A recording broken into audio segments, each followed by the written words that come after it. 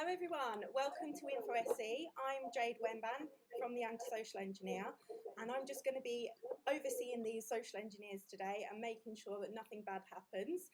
So without further ado, I'll pass you over and I hope you enjoy the webinar. Literally wheel me out. I think that's the most professional we've been in quite a while, so thanks Jade.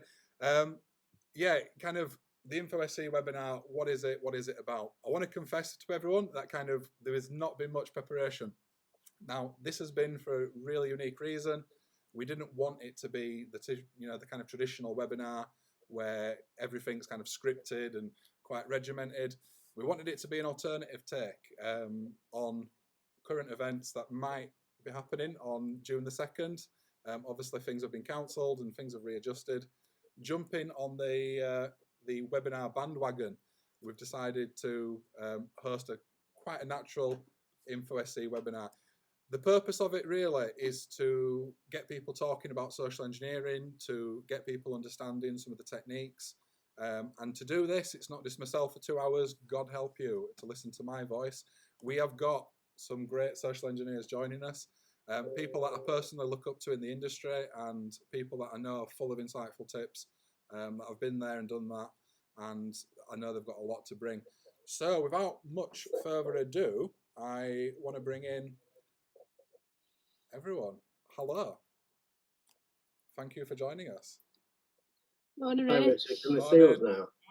We are live, James. So That's all right. we are starting the conversation, and it's kept me awake at night, to be honest. There has been some panic about this, because whenever you mix live TV, professionals, anything could happen. But I know we've got a great panel together between us. And the way I've kind of looked at it over the past month is, if we can't talk about social engineering for 2 hours, then God help us, and who can. So who wants to kick off? Should we go to Jen?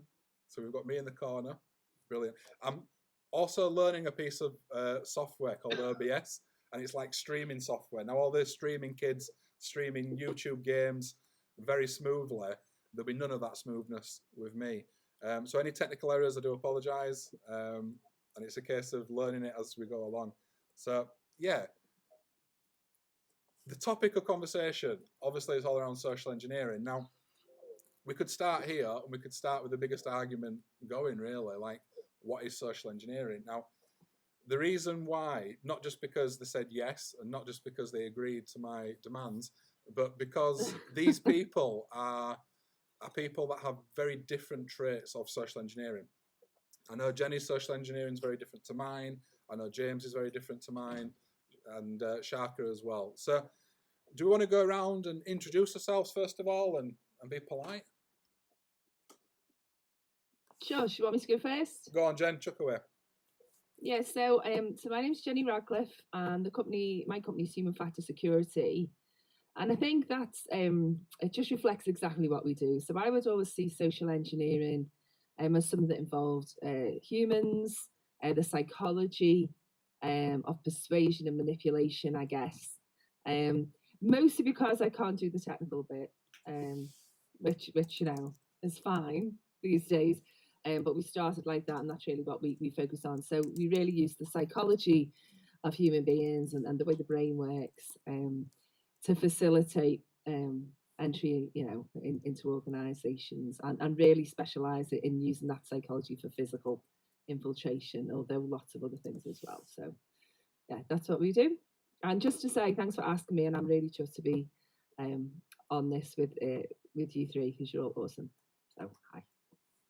Well, Jen, when a social engineering queen such as yourself agrees, it's not so much thanking, kind of thanks for accepting, really, back at you.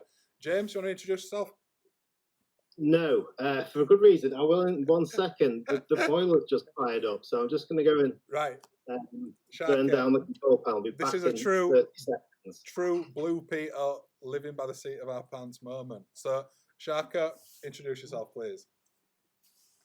My name is Sharka. I am social engineer. I do physical social engineering, but as well, I'm part of an audit team. So I work for DreamLab Technologies, which is a company that's based from South America through Switzerland, Asia Pacific to Middle East. So we do lots of work in a different country, which is super interesting for a social engineer to understand different cultures.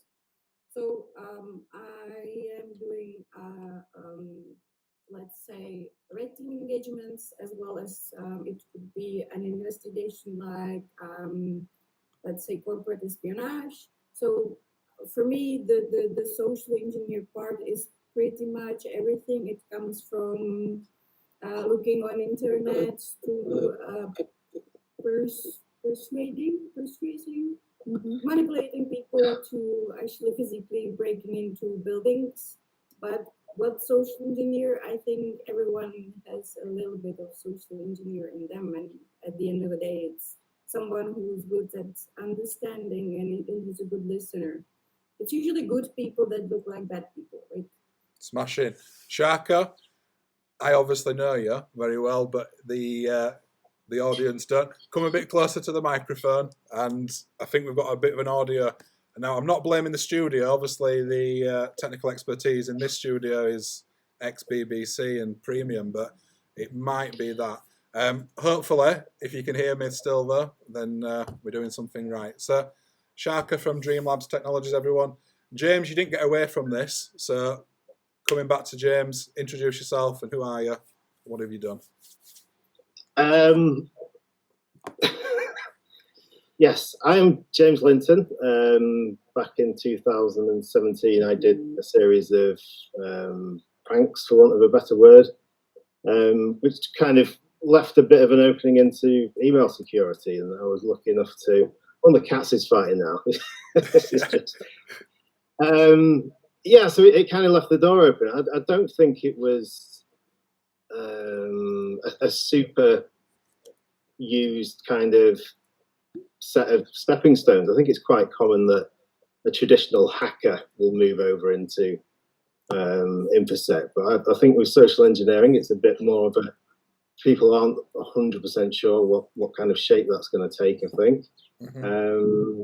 But yeah, I kind of hacked out my own little shape and did that for kind of 2.5 years. And now, yeah, so I'm immersed in the world of email threats, basically, and the psychology of making people do things that you predict they're going to do, and kind of create a narrative and make them follow it, I guess. But the first time I ever came across the phrase social engineering was from you, Richard. It was when the White House pranks kind of dropped. Yeah. You emailed me basically saying burn everything and go on the run. I'm paraphrasing a bit. And said, are you sure you're paraphrasing? Because Richard's told me that as well in the past. It turned up. Pretty much like that, Jen. It was, yeah. Like, get it going. But yeah, that was the first time I'd ever heard the phrase social engineer, and I just thought, engineer, that sounds really like a new career. So I then had to try and find out what it was about. But yeah, everyone from the cat to somebody else kind of can utilize social engineering, sort of building blocks, but it's becoming a lot more aware of it, I guess, and a lot more deliberate. Yeah. Can I give my side of that event as well, James, in full transparency? No. Completely not. I will anyway. Right. The interesting thing was I kind of see James blow up from nowhere. I saw media article. I saw newspaper clippings. This email prankster going after kind of celebrities, Katie Hopkins, drumming up all this kind of attention, and I kind of thought to myself, fair play, a little bit risky. Then James did something quite wonderful, and we'll call it wonderful. It was a bit of a prank on the NCSC and Ian Levy. At that point, we got contacted by quite a lot of press, and there was quite a few people wanting our comment on this rogue social engineer. And my open advice to James was pretty much, the door's going to go through, stop what you're doing, and maybe think about this from a bit more Which, holistic. interestingly, was a more or less carbon copy of my mother's advice at the time. Well, she was, because they did they walked around. I was living in Cheadle-Hulme at the time, and one of the local news reporters sort of walked down the middle of a street, kind of fast zooming into these bedroom windows with curtains closed, going kind of, somebody in one of these houses has kind of done this, that, and the other. But in conjunction with that as well, my employers at the time were also having discussions about my activities. I think it's fair to say there was a series of events that unfolded in quite a short piece of time. The end of it is, once I looked into James, I just had to meet him, and I'm sure Jenny can remember this story where I witnessed a talk from Jenny. I knew there was something there, like an expert I needed to speak to, I wanted to converse with, and it's the same with James as well. There was something there that, although, he's getting framed as a prankster, he's getting framed as a con artist, this kind of mischievous person, under the radar, I knew there was this sophisticated social engineer, and it was quite interesting. So again, we met, and downhill ever since, James, but pleasure. So we all kind of know who each other is, obviously. We're friends, and it's a case of we've introduced ourselves. We've now got this kind of topic of the webinar coming up. Now, the first thing I want to kind of highlight to people is the differences in social engineering, For us ourselves, we often get kind of categorized as not real social engineers, or because of some of the techniques we use, because of some of the habits we have as a business. For us, a lot of it is about raising awareness. We want people to be privy to all the secrets. We do news events because we want people to understand about social engineering.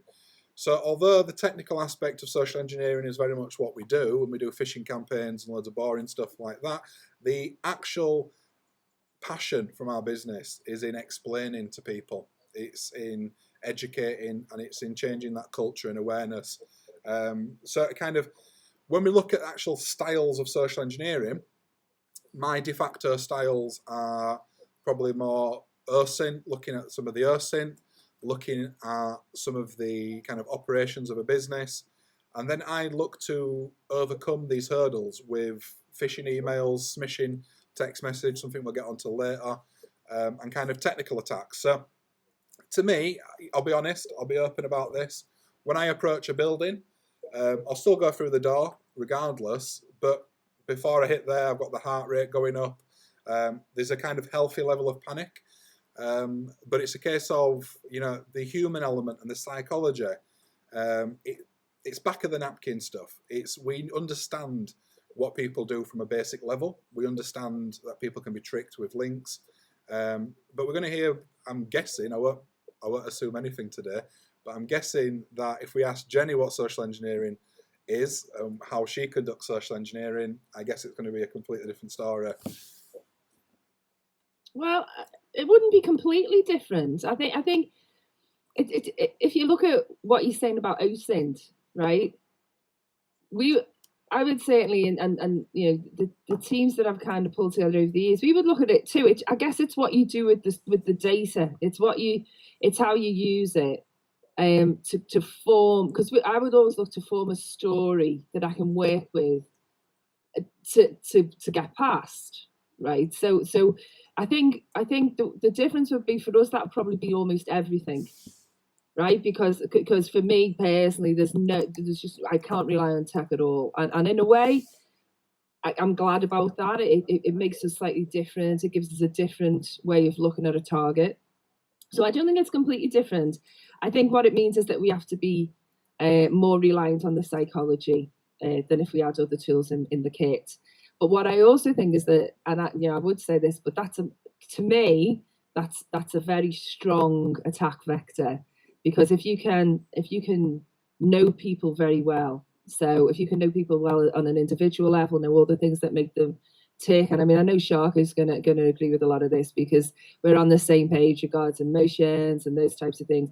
But if you can see what's really going on inside an individual, and then apply it to a team and then to a business or an organization.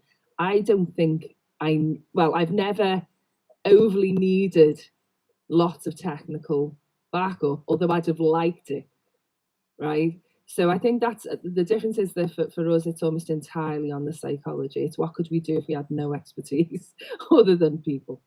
So it's not completely different. But I'd be right saying that, wouldn't I, Sharka? You'd say the same, right?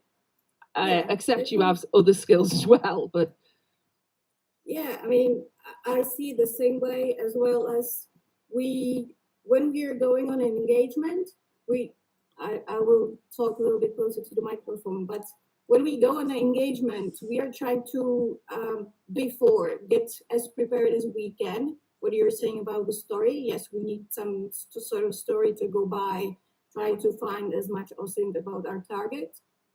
But then the part with the psychology is really helpful in a case that we don't always know who we are meeting in when we're trying to get into the building. So we need to really react, and that's why I started to look at all of these things, because I was at the beginning, the engagements that I was doing, there wasn't much time to prepare, so it had to be really reactive. So when I got into a building and I came face to face with someone, you need to start using the psychology and the knowledge of body language reading and facial expression. So this is where I think it's really, you can get as much information as you can before, try to have some sort of story to back up what you're doing there and how to conduct the engagement. But really on the engagement itself, it's super helpful, and it's very important to approach it from this angle. I agree, and I talk about strategic and tactical intelligence. So strategically, you need to do, I expect people to over prepare, right? And I've had to do that. And then the times when you do all that preparation and then you just walk in, or you don't need it, it kind of is almost frustrating because you've got this gorgeous, all this lovely research and backup, and none of it matters. But then, yeah, I'd agree that tactically, on your feet, you've got to be able to improvise, you've got to be able to understand which person in a group is going to be the person to interact with, which person is the best person to leave alone, or the best person is a leader, right? So who thinks they're the leader and who do people actually follow? That's the type of psychology that's important when you're on site. But sorry, I don't mean to take it. Can I just ask James a question about this? Yeah. Because I'm sure that this applied when you were looking at those emails and looking at what language the person was going to react to. It's a similar thing, isn't it? It's exactly what you say to make sure that you were convincing and to get them to respond. Yeah, I think at the beginning I just didn't overthink it. I tried to keep it super simple, and over time I did find that you could be fairly generic, really, in what you were saying, and it still worked with a lot of people. But yeah, it's the kind of selection of language was key, really. I mean, I don't and have never done any kind of physical social engineering because I just looked so dodgy anywhere. But the emails, the psychology's there in the emails, and it's interesting when you say that about being generic. And I'll shut up in a sec, Rich, but about being generic, we would say that it uses the Barnum effect. So it's kind of like astrology. So you give people these like vague statements, or keep the language very generic and very general, and people will follow that particular route. But Yeah. then once you're on the ground and in front of them, and it'd be the same with a vision call, for example, Rich. You can sort of lead in with those generic things, but then once the person starts responding, it becomes an interaction. Then you've got to be able to switch and be more specific. And I know you did that because I've seen transcripts of those emails. I think as well, especially on email-based stuff, you hide in the mundane things, the things that have happened to everyone 1,000 times before, because it's a lot more likely you're going to get a predictable behavior or action coming off the back of that. So little things. One of them is a kind of example in this as well, which I'll go through when I go through my kind of presentation thing. But yeah, I never stopped learning. I think social engineering. It was hugely different when I started engaging with threat actors. I thought that, right, crack the knuckles, going to be some sort of Eastern European cyber geniuses and all this stuff. The reality was quite different. Some of them couldn't even string a sentence together.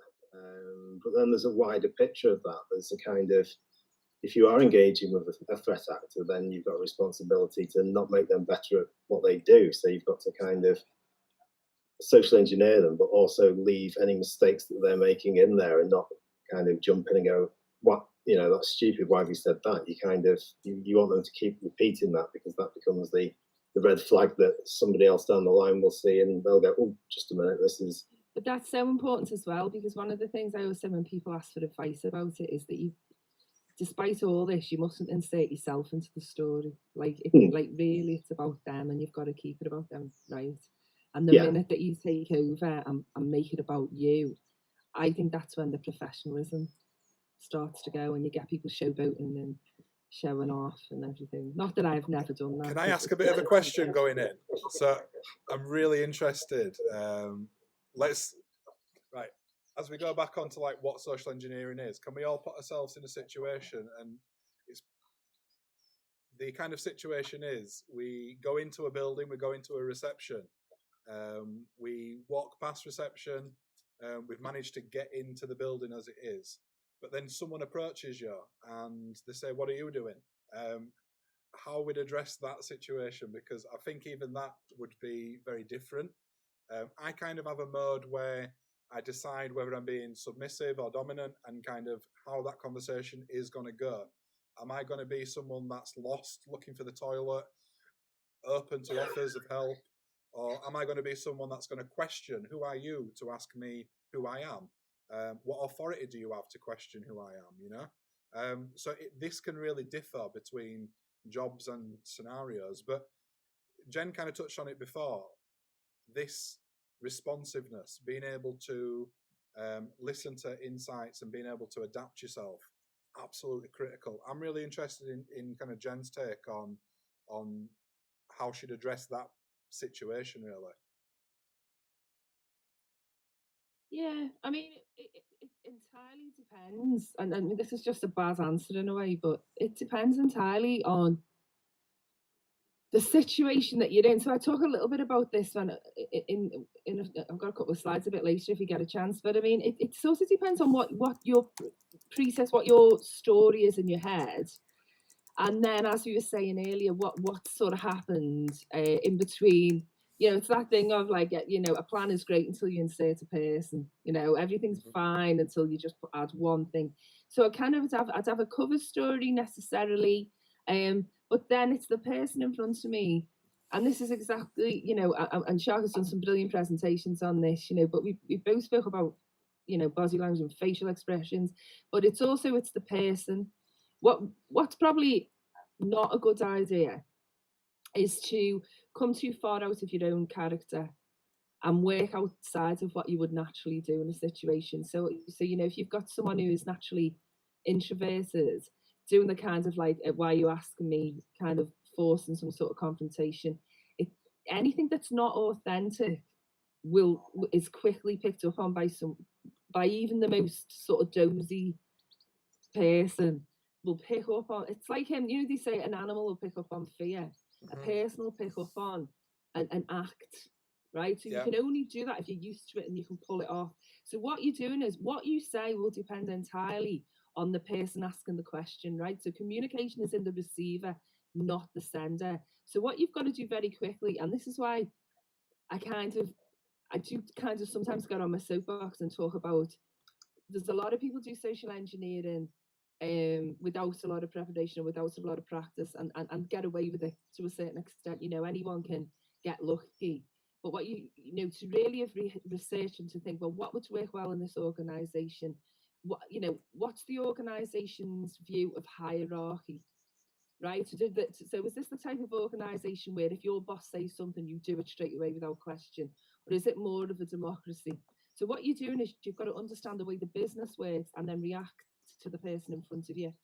And that's not an easy thing to necessarily to gauge without experience. You've got to be more interested in them than in you. You've got to be observant, and it's hard to lead something and observe at the same time. So I would say it depends. It depends on the person. It depends on the script.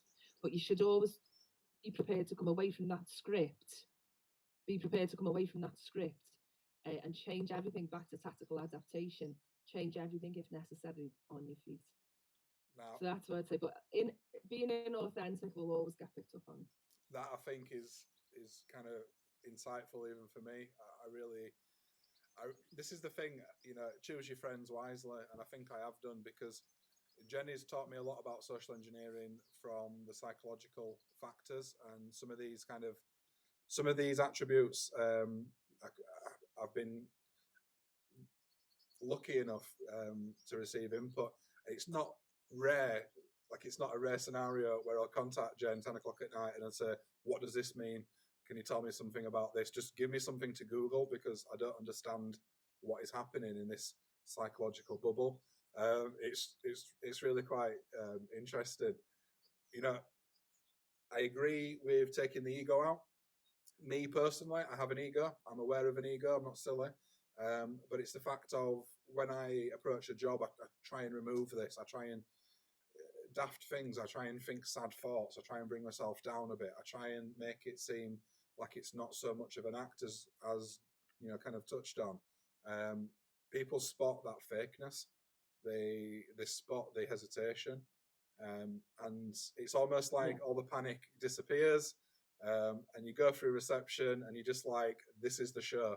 And it's quite for the first, I'd probably say the first 5, 6, 7, 8 jobs, it absolutely distraught. It was distressing.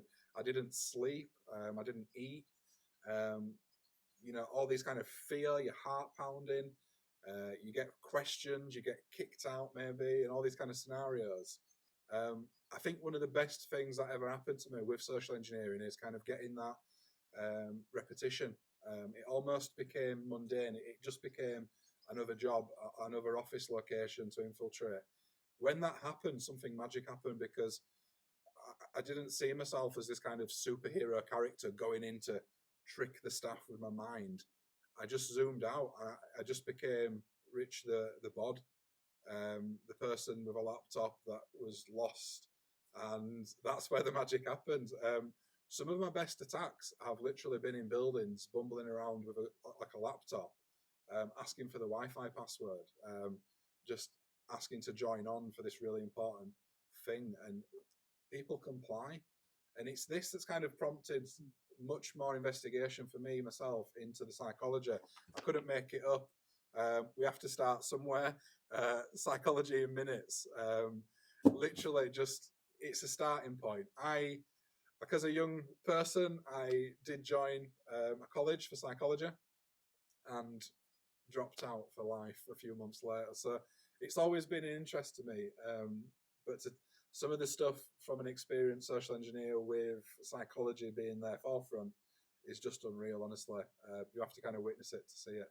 But that psychological manipulation, possibly not from the physical side of things, but James, the kind of, you've been there, you've been in that same situation. So I used the kind of pretext of you go past reception, you start to get questioned, what do you do? But for yourself, James, especially over email frauds and kind of email exchanges, they must hit that point, surely, right? Where you're kind of thinking, I've seen how far you have pushed communications, and it almost seems like your style to slip in really neutral and quite generic, and then see how much you can escalate up that ladder to the point where they start to question things. I think Katie Hopkins was the shining example of how far we can go with someone. Yeah, but a week long.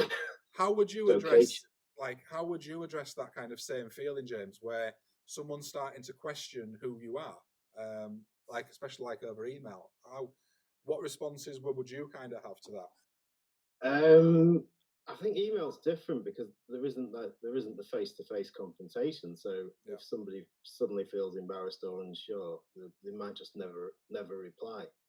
It was not very often that somebody would actually kind of call it out. But I guess the minute that they become convinced you're not the person pretending to be, which sometimes would be remarkably easy depending on how elaborate the ruse got. At that point, they've then got to kind of think, well, who's doing this? What's the motivation? And the fact I didn't really have much motivation, then because I could do it, probably didn't help them try and understand why it was happening. But yeah, I think because it didn't have that face-to-face, I don't think I could do physical social engineering. I just can't. And I do think that my autism would make it slightly harder because I can't kind of have one overriding thought and go, right, I don't know, confident, and then that will sort of filter down into lots of natural things. I would get like the X and Y coordinates of hands and fingers and all sorts of stuff, and it would just become so contrived and convoluted in my head that I would just kind of collapse in a heap. Like walking through airport security, I know this happens to a lot of people, but I will instantly get a flash of a thought, how act like you're just doing normal things, which I am anyway, but all of a sudden it becomes like completely sort of looking away from all the mirrored windows and sort of over exaggerating actions. There's nothing in here that shouldn't be, and I kind of get devoured by my own runaway thought processes. So email is great because I can kind of collect the words up in my head and then put them out there. And I can do that quickly. But face to face, I'll just get big blank sections where nothing's happened and anything could tumble out. And it doesn't work. Quick question for Jen on the back of this. Now, as James was saying, he goes through airports, he starts to feel this paranoia, even though he's not doing anything. I feel the same way. I do the same thing. I go through airports. I get paranoid that my laptop aerial doesn't get picked up as a knife or something daft. Why is it, Jen, that people? Yeah. Why is it that people? If you don't mind me putting you on the spot, why is it that people have this kind of like act normal? Like it's like act normal, but we're not doing anything unnormal. I know, but act normal, and it's kind of it must be a human trait, I guess. I think it's rare, to be honest, but I think it's rarer than we think, Richard. But maybe not. I'm sure my girlfriend doesn't get it. She would just be super relaxed. She would just be herself. Maybe some people are more attuned. The situation causes me to really adapt. Sorry, Jen. Go, Jen. What you've got is a situation where it's kind of like if you look at atoms on a microscopic level, and once they know they're being watched, they change their behaviour.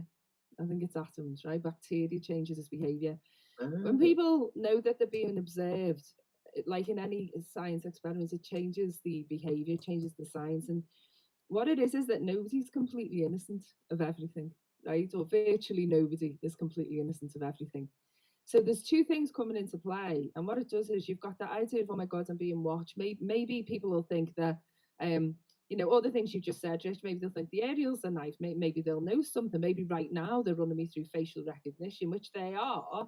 But in airports particularly, we have a lot of false positives, especially for anger, right, Sharka? Because everyone's already angry and your baseline's already angry and scared at an airport, right? So what happens is you've got what we call, you've got a lot of factors impeding on your cognitive load. So your brain can only handle a certain amount of input, a certain amount of emotion. So your brain's, it's kind of like having, the way I would explain it to technical people will be having like 25 different programs running on a very crap old laptop, right?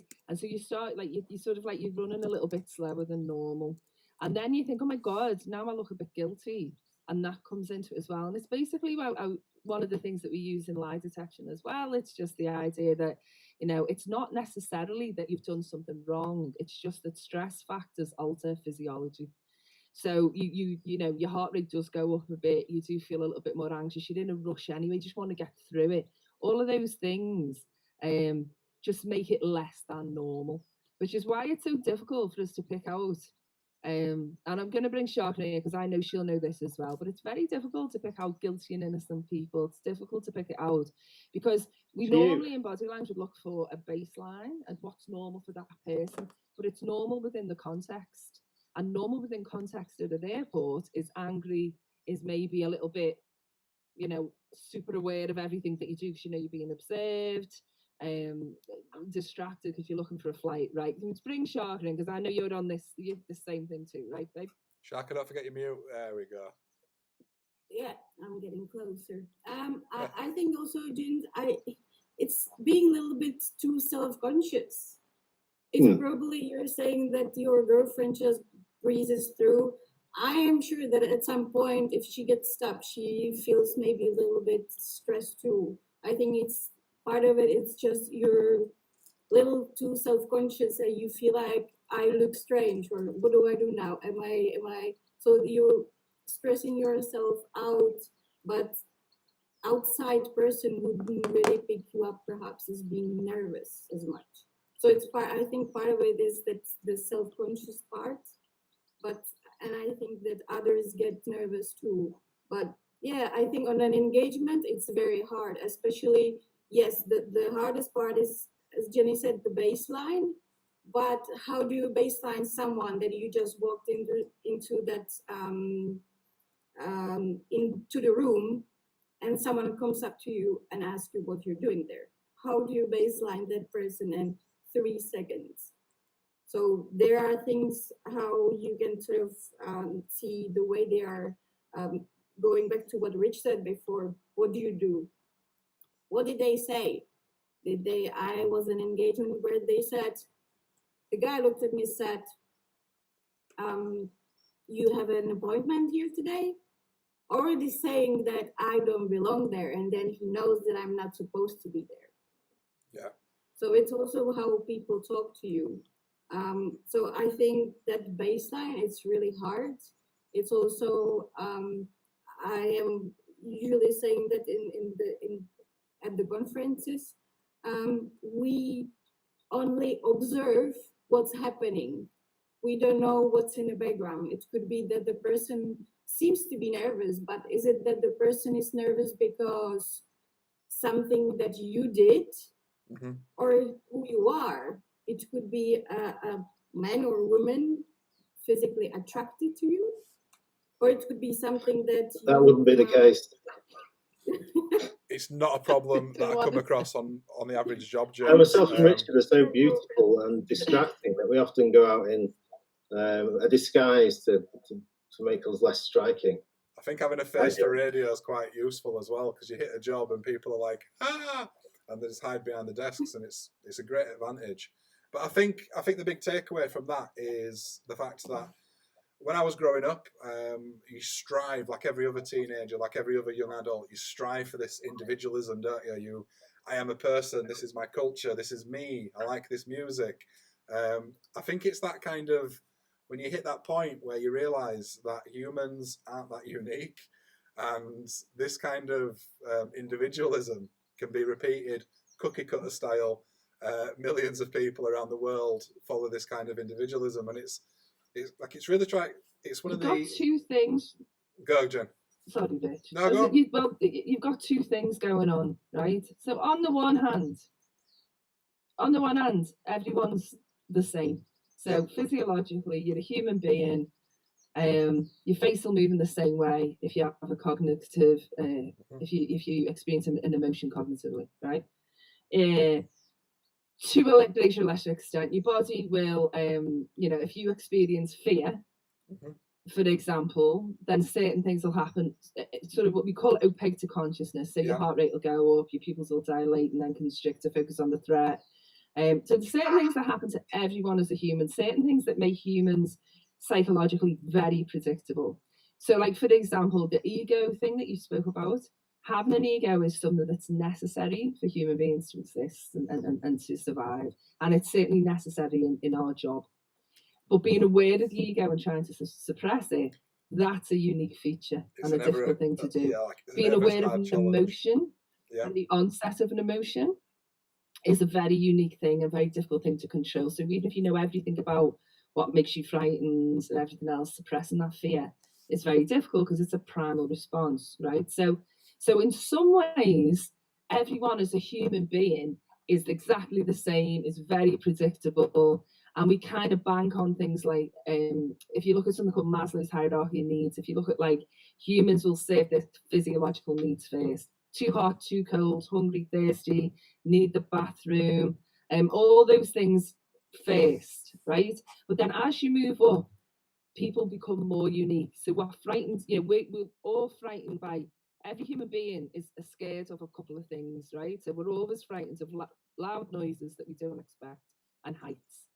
But then, and that's just built into babies, right? But then as we get older and our experiences change, people become scared of different things, or scared of those things to a greater or lesser extent, depending on their training. So I had a guy I used to work with, and he'd been a Marine, and he was a lot less scared than I was when we heard a series of loud bangs, for example, right? So he was less scared for less time than I was, because he was more used to that than me.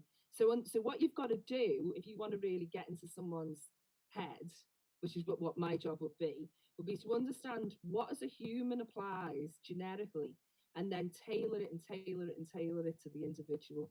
And not just the individual, but the individual in that situation. Now you run those two things in parallel, and you walk in between the raindrops. You are completely managing that person, that situation, like a conductor of an orchestra. But that's why it's difficult to learn. It's difficult to judge on your feet. Yeah. We see this as well, don't we, with passwords?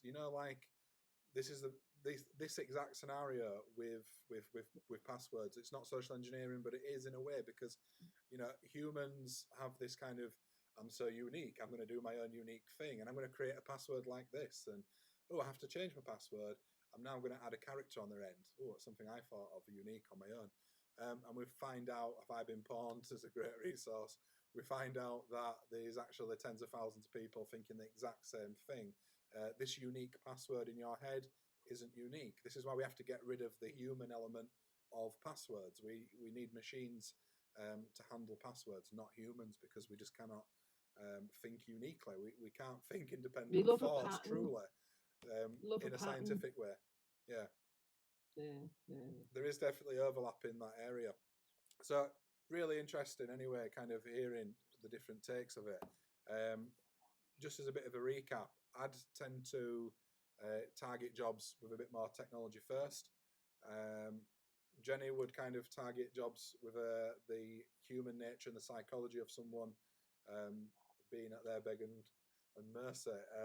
James tends to probably work with more of the email trickery, and I guess Shark is a blend of all three.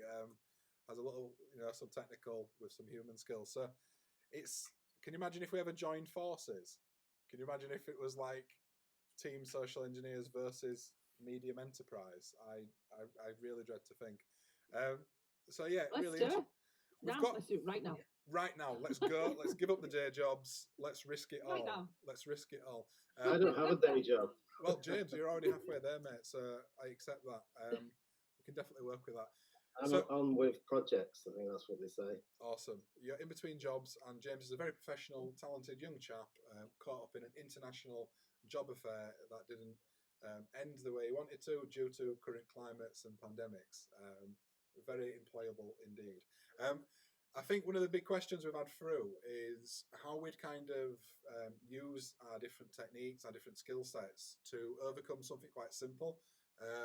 Like I think the example given was a barrier, a physical control. Let's class it as a few things, like a gate, a door, and a lift, because a lift in a way to me is access as well. It's another one of them door barrier kind of elements. What about the lifts that you have to scan or be? RFID. Is it? Yeah. Well, RFID has its own problems and kind of like this. Oh, right. I'll kick off. Let's look at kind of RFIDs. So I would personally try and overcome a door as an example of that physical barrier question asked. I would overcome that with something quite simple, such as maybe tailgating, or if I had the discreetness, if it was if it was nighttime, for instance, I'd maybe try and plant a device on the RFID, like on the reader, that actually listens to that signal and replays the card. There's a little chip you can put in the box, and it's really easy. You sit there with your phone, and 2 days later you go back to the site. You flick through the codes you want to use. You select one, the door opens, you walk in. I know there's going to be different approaches to that very simple challenge of like getting in a building, overcoming a physical barrier. Jen, how would you overcome something like that?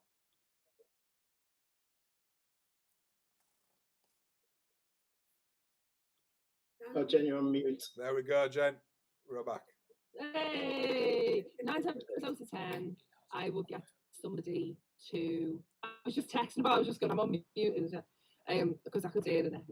So I would get someone to do it, to open it for me. I mean, there's a human there, then I'll do it. And if, like, so for example, I've got, like, when I talk, like, I'll give you an example of getting past biotech. And we got past lots of biotech just by relying on someone helping me or getting me through it. So I tend not to look at it like even like it would be an issue. I've got, I mean, plenty.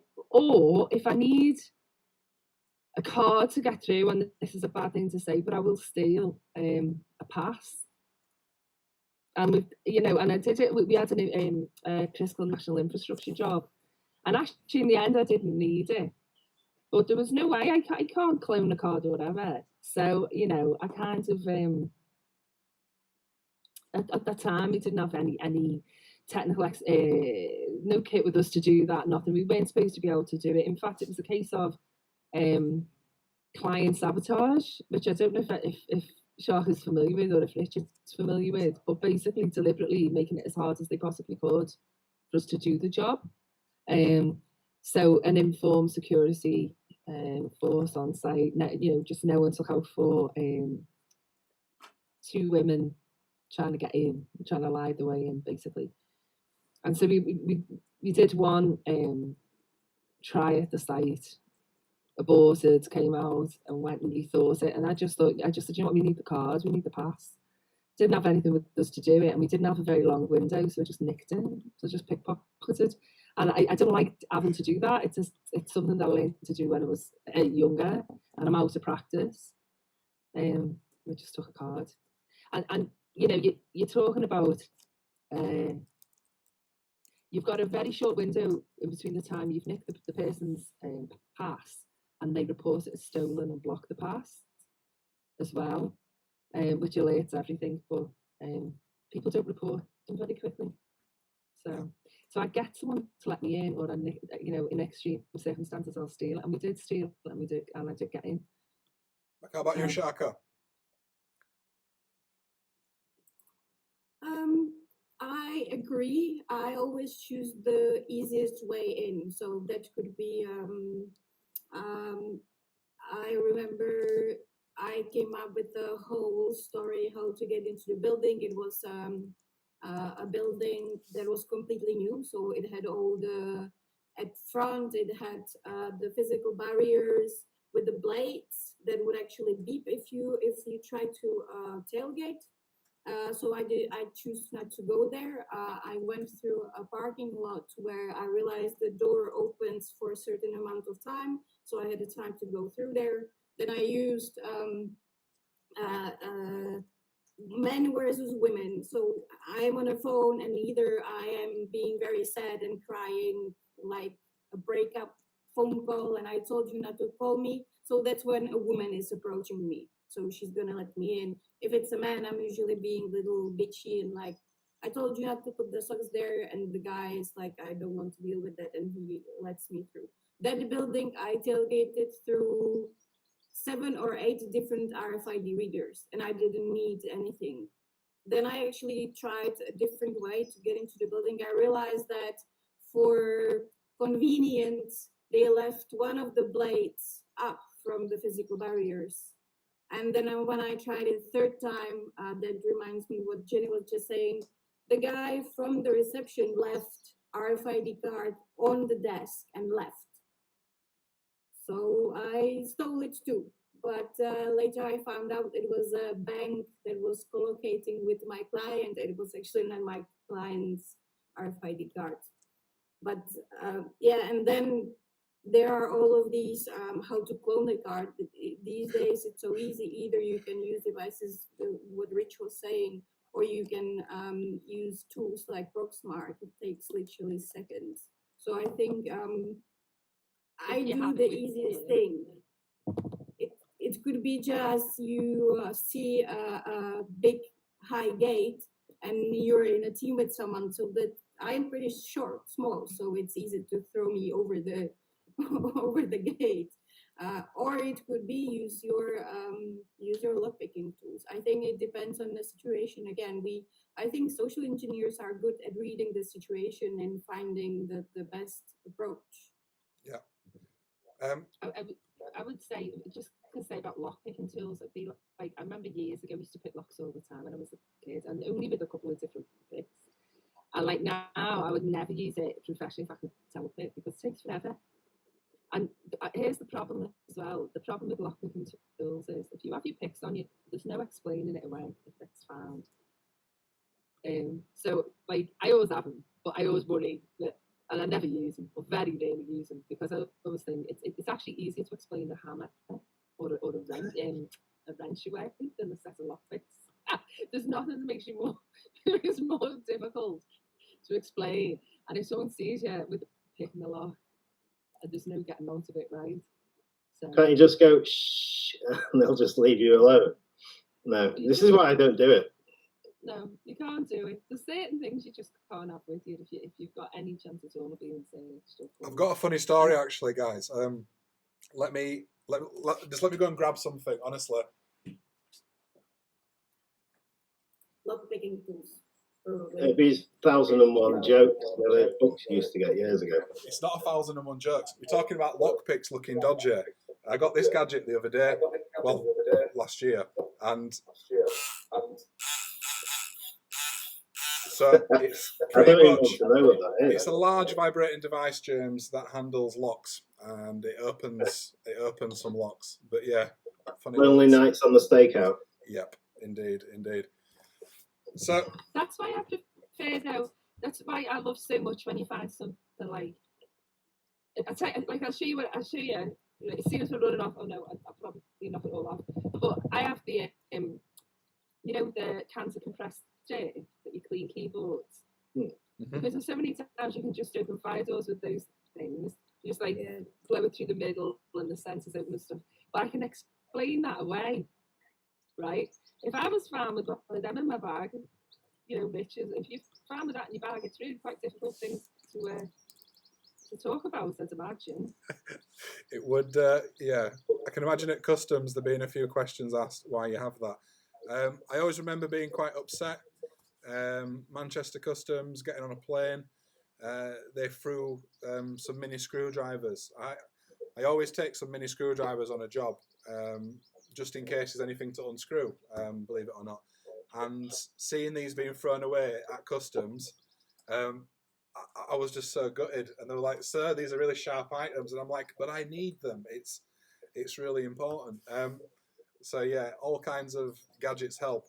I guess the big takeaway is you can have all the lockpicks, you can have all the fancy sonic screwdrivers, as Stuart Coulson calls it, but it comes down to that time. And I've been in that situation where you're there picking the lock. I'm not a master lock picker. I can get through like a 5-pin, 6-pin in a couple of minutes, but it's not a beautiful few minutes. It's me picking at a lock. And I think when you're in the middle of a job, it's absolutely heart-stopping when you've not got. It feels like hours. It might only take a few minutes to open a lock or to get through something. But even with the gadgets, it literally time slows down. So I love Jenny's approach at just basically, we needed to get in. The door is opened by a card. We need the card. At that point, so many other options: RFID, cloning, gadgets, chips. Jenny ignores and plows straight through to let's get the card. I like that approach. Hard to fault it. I know that cloned card is going to work because it's genuine. So yeah, really respect for that. So Sharka, some of the stuff we have done as well, and I know you've done in your past quite a lot of like the physical side of stuff.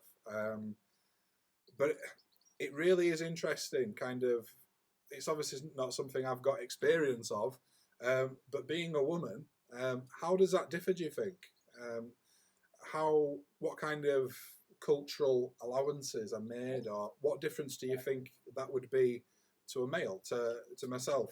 You've obviously got 6'3" me bumbling up with his face for radio versus, you know, the small Sharka. How does that portray itself on the job, do you think?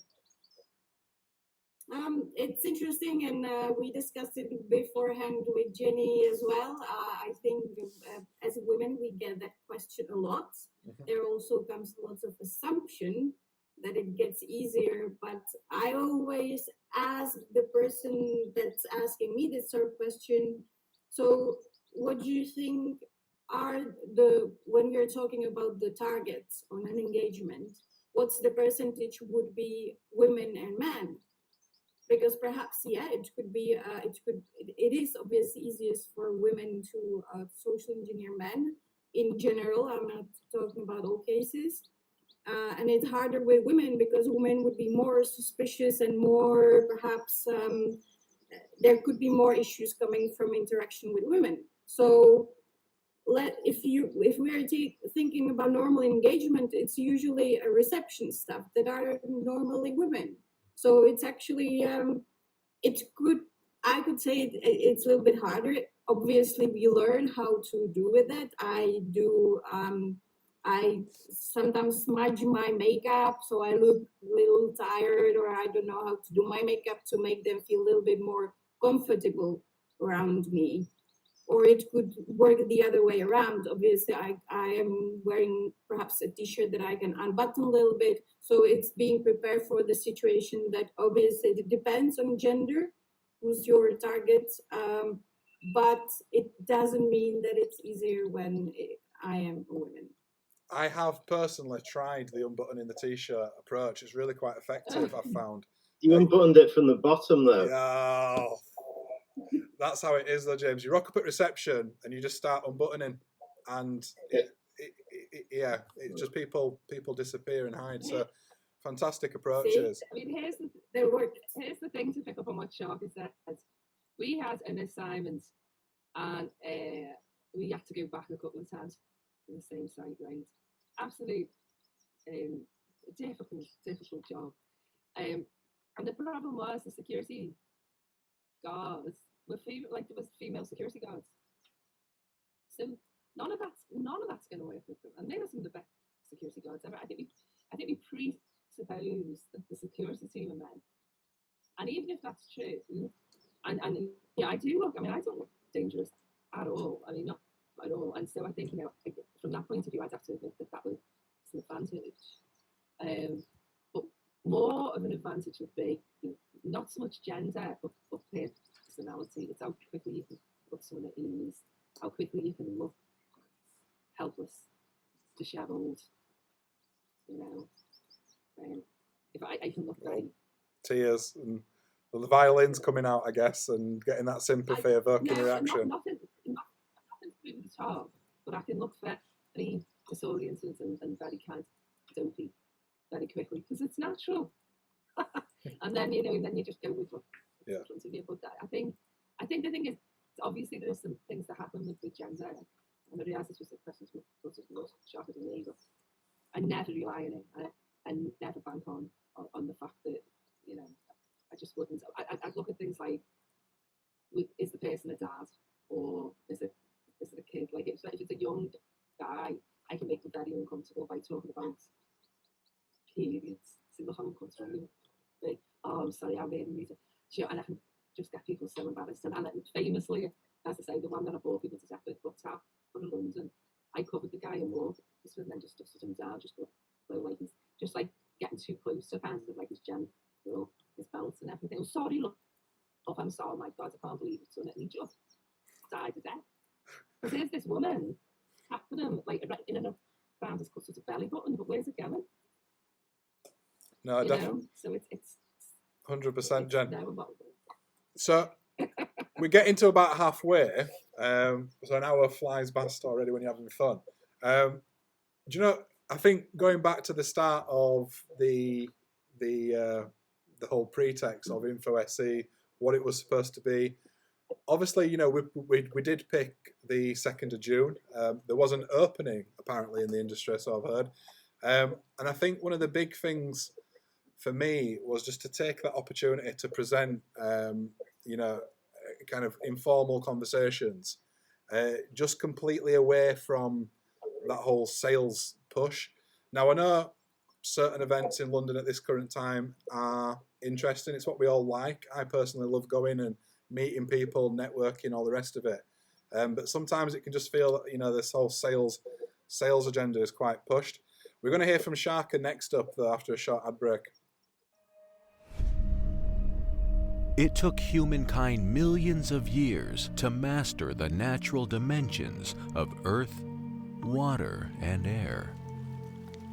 Communication allowed us to pass on knowledge from generation to generation.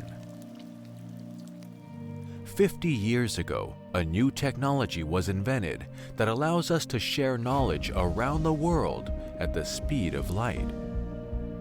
30 years ago, this technology was made available to many regions on this planet. This triggered a massive explosion of innovation and has created the cyber-physical space of today's world. As a result, our lives are now dependent on digital networks. A digital breakdown is instantly followed by a breakdown in the physical world. Communication, transportation, energy, finance, healthcare, police, and military, all of them are vulnerable to cyber attacks. There are millions of vulnerabilities in this world that could be abused to impact critical infrastructure, destroy facilities, and even take lives. Imagine cyber criminals having remote access to water treatment, power plants, or military installations. It's time to better secure our businesses and critical infrastructure. The digital revolution brings massive opportunities, but also huge responsibilities. We don't want to see your digital nightmare on the front page of major newspapers. DreamLab Technologies offers cybersecurity consulting, intelligence, and defense. As experts in cybersecurity, we have the frameworks and experience to secure your cyberspace. Visit dreamlab.net to access the knowledge and solutions you need.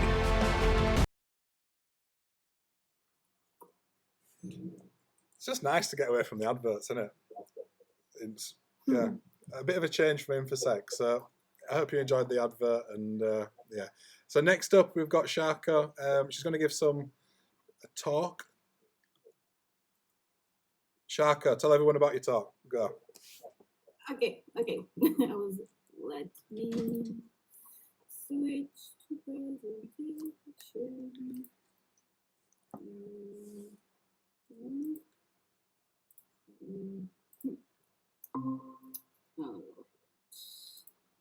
I hope everyone is seeing what I'm seeing.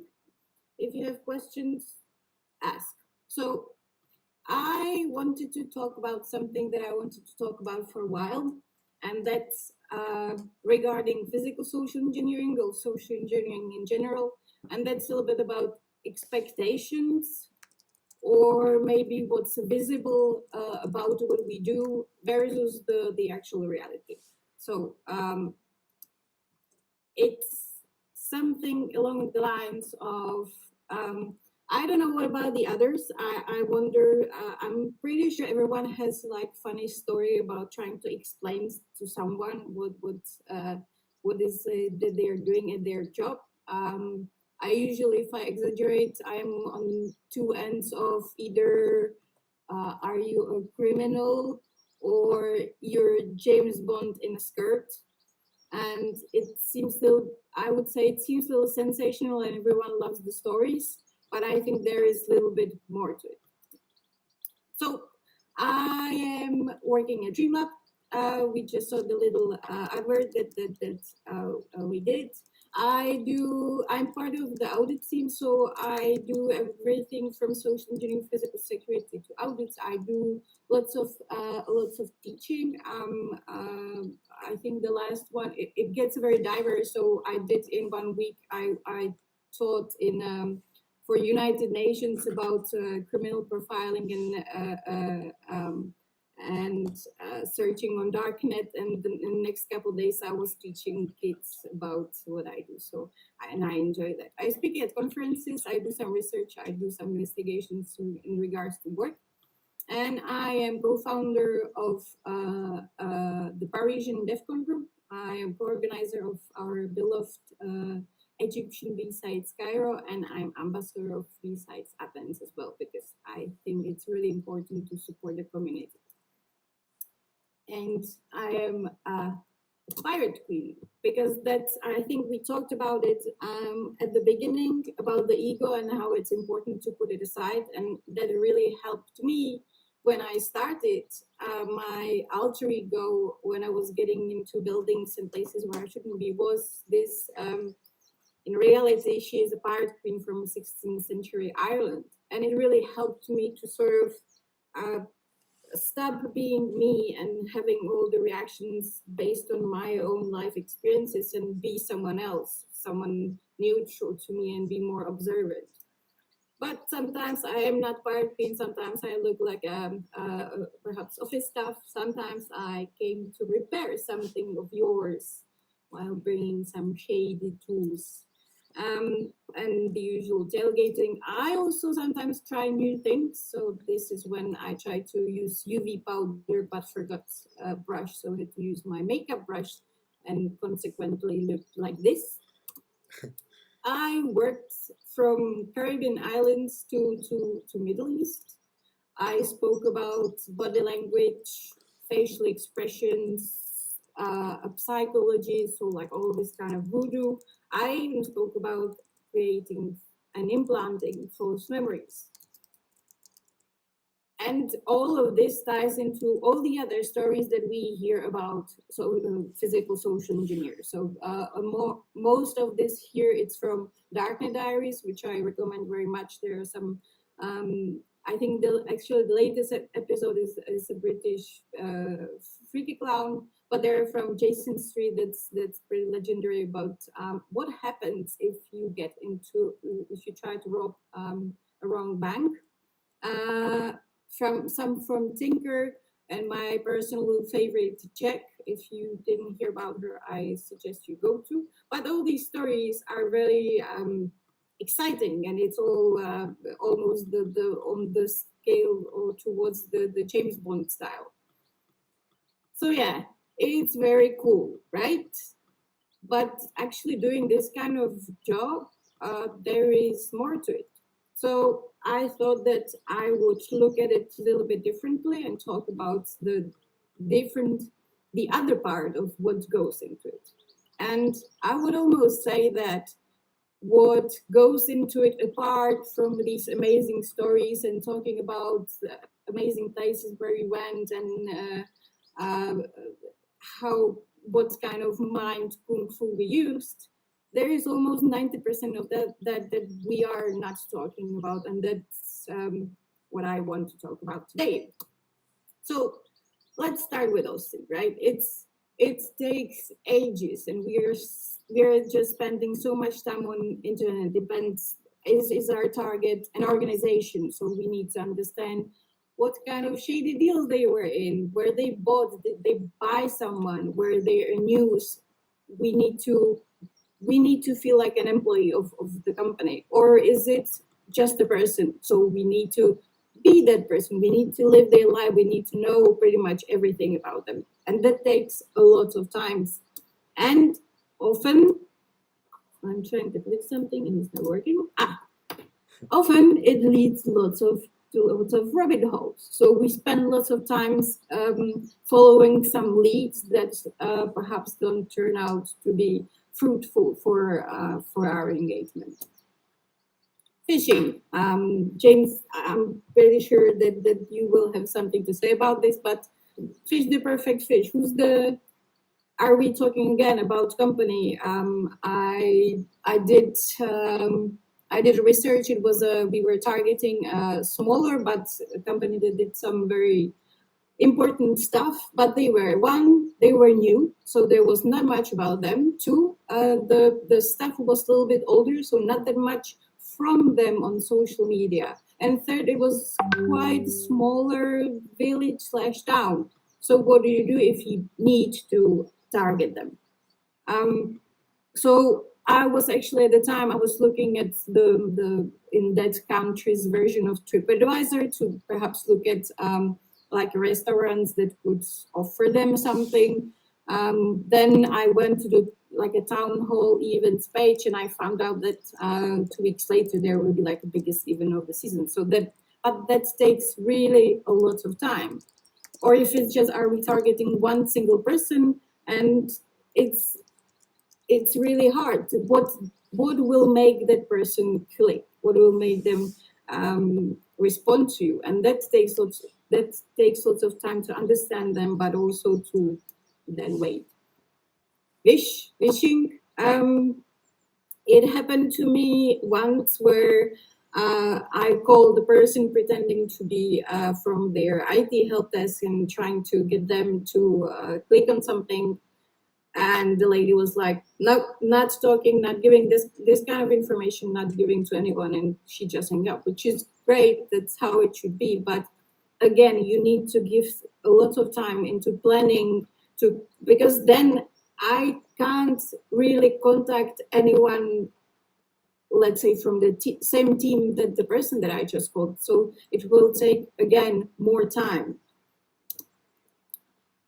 Find how to get there. So that in that time goes a lot of am I going in a car? So that's great because I can take lots of disguises, lots of tools with me. Or am I actually traveling by train, or do I need to take a plane? So I need some extra tools. Again, we're talking perhaps about the lockpicking tools, which reminds me so many times trying to actually research if it's even legal for me to be bringing lockpicking tools with me.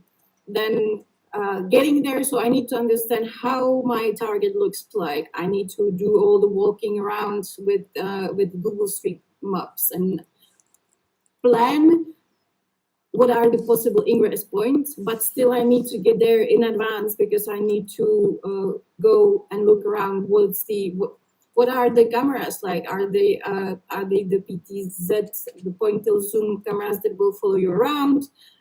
If I will go there in night, are there any lights? Will they switch on when I will be moving or not? So that takes, again, lots of time.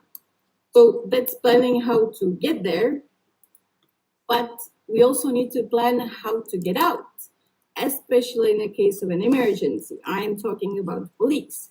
You need to look at what are the closest police stations and how long it will take you to for them to get there, because what we do is still illegal. It is between you and the company, and the get out of jail free card will only work if the company will say, okay, it's fine with it. The job is meant to be done this way. It's still illegal, and the police could still take you away, and you can spend some time in cell, I guess. And so in the meantime, there's lots of waiting for the OSINT, for the mails, for people to come back. Then another kind of waiting, it's just waiting in a car for either someone to go in if we need that car that we want to steal or clone. So I feel like there is just lots of waiting around. That said, another part that just came through my mind, it's preparing your tools. It takes time. So if it's a red team engagement, there are lots of other people that you need to work with, people that need to be ready if you will start sending them some shells. And so you need to build the tools and set everything up. So from my side, I just want to say that it's a really cool job and I'm super grateful. But I feel like it's really important also to mention that there is lots of time that goes into it. Sometimes it's not working. Sometimes it's matter of luck. who you bump into in terms of people and their personalities. Sometimes it's just technical issues. So it's cool, but I think that people should be also aware that there are other things that almost, I would say perhaps 90% of it that's not exactly what we are always talking about or presenting when we are talking about social engineering. Shaka, hold on. Beautiful. Thank you very much. How's my audio now? We might have to jiggle these sliders.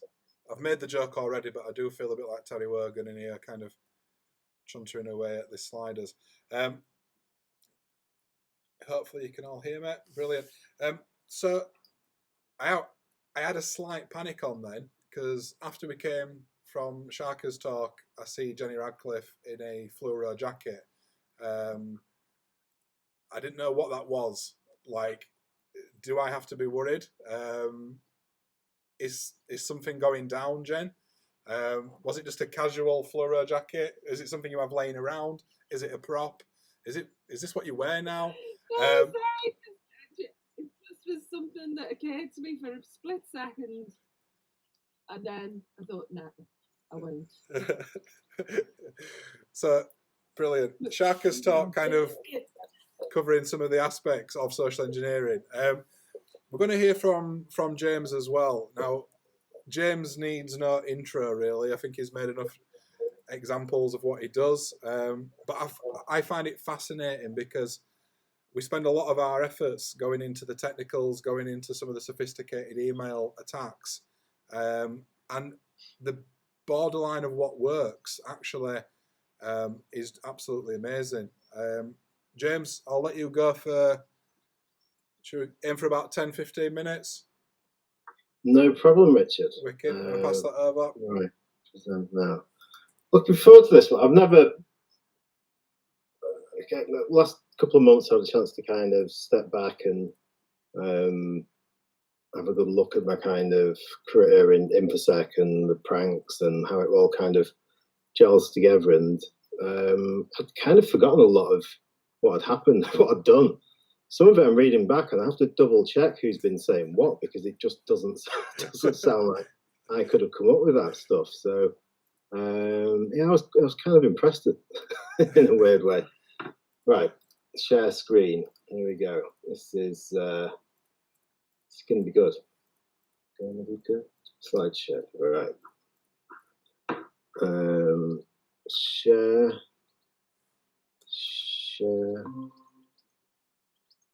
Oh. There we go. We're on, James. Perfect. You're presenting to everyone. Can you see it, everyone? Well. Yeah, we're all good. We'll crack on. Sweet. Yeah, so kick the bin. Yeah, I was kind of racking my brains about social engineering and what I most wanted to do. And it kind of, I thought initially that I'd cover the kind of social engineering against threat actors and stuff, because that's what I've been doing for 2.5 years. But I think as a case study of social engineering that's a bit more kind of rounded, and just use the sort of characters that I can actually mention by name. With the one, the prank as such on Diane Abbott, who was the Shadow Home Secretary at the time, was probably the one that, especially coming up to the US elections and stuff, showed a lot more of the bad things that could happen if a sort of nation state was trying to target someone. Now, the nation state of James is only one person. Well, nation state of Manchester, as I've put there. So yeah, I kind of wanted to take it through from the very first step to what I was able to achieve and kind of the dangers that kind of presented. So Operation Cuckoo's Shadow, came up with that this morning. Let's crack in there. So, why is it not advancing?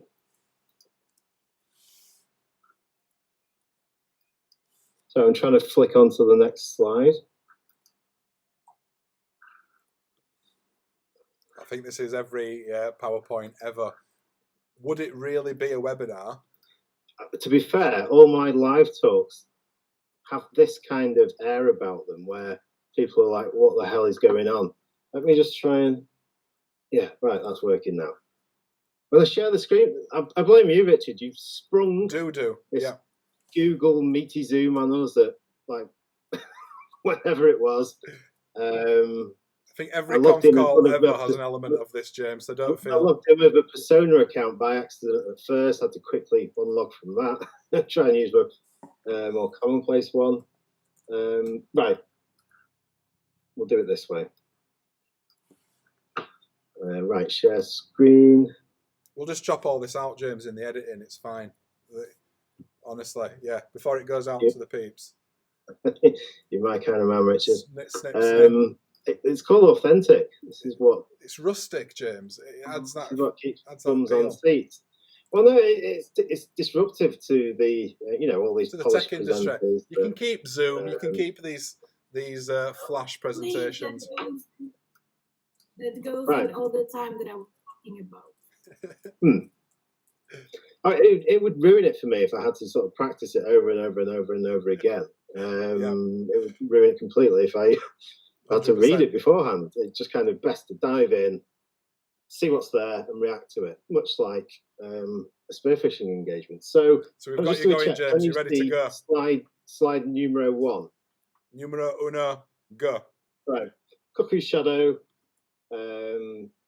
carried out by me as a pretend pranking nation state.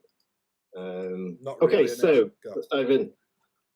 Motive, and I'm going to call it target, but target always, to me, conjured up the wrong image, one that would potentially be more interesting to law enforcement and stuff. So I always stuck with pranking from beginning to end, email prankster.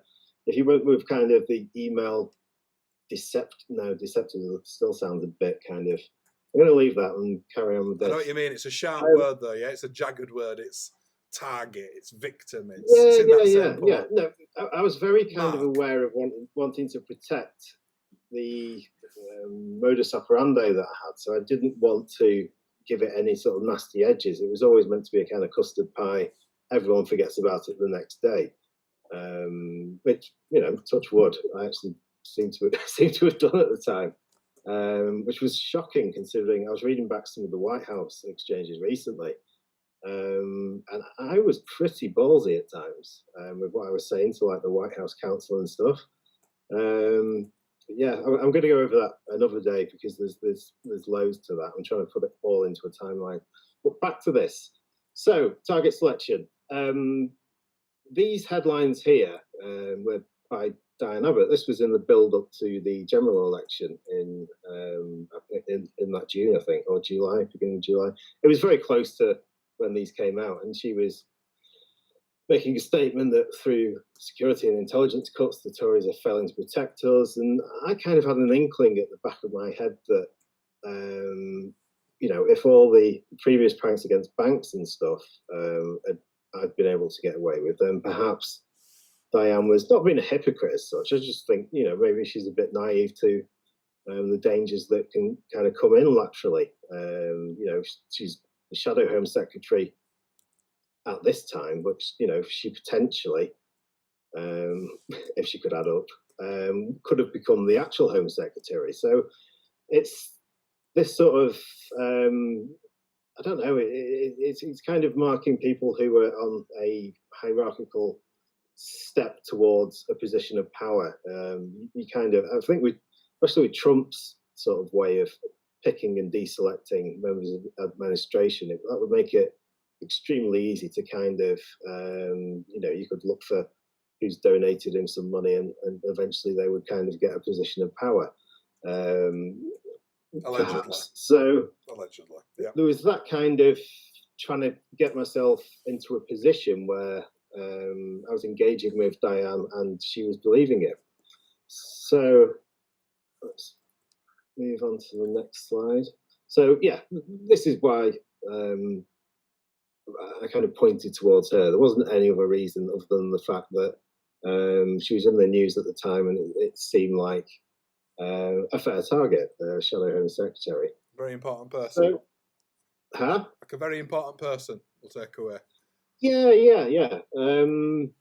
yeah, it just kind of it appealed to me at the time. It wasn't sort of politically driven in any way. It was just a case of she'd made a few sloppy mistakes.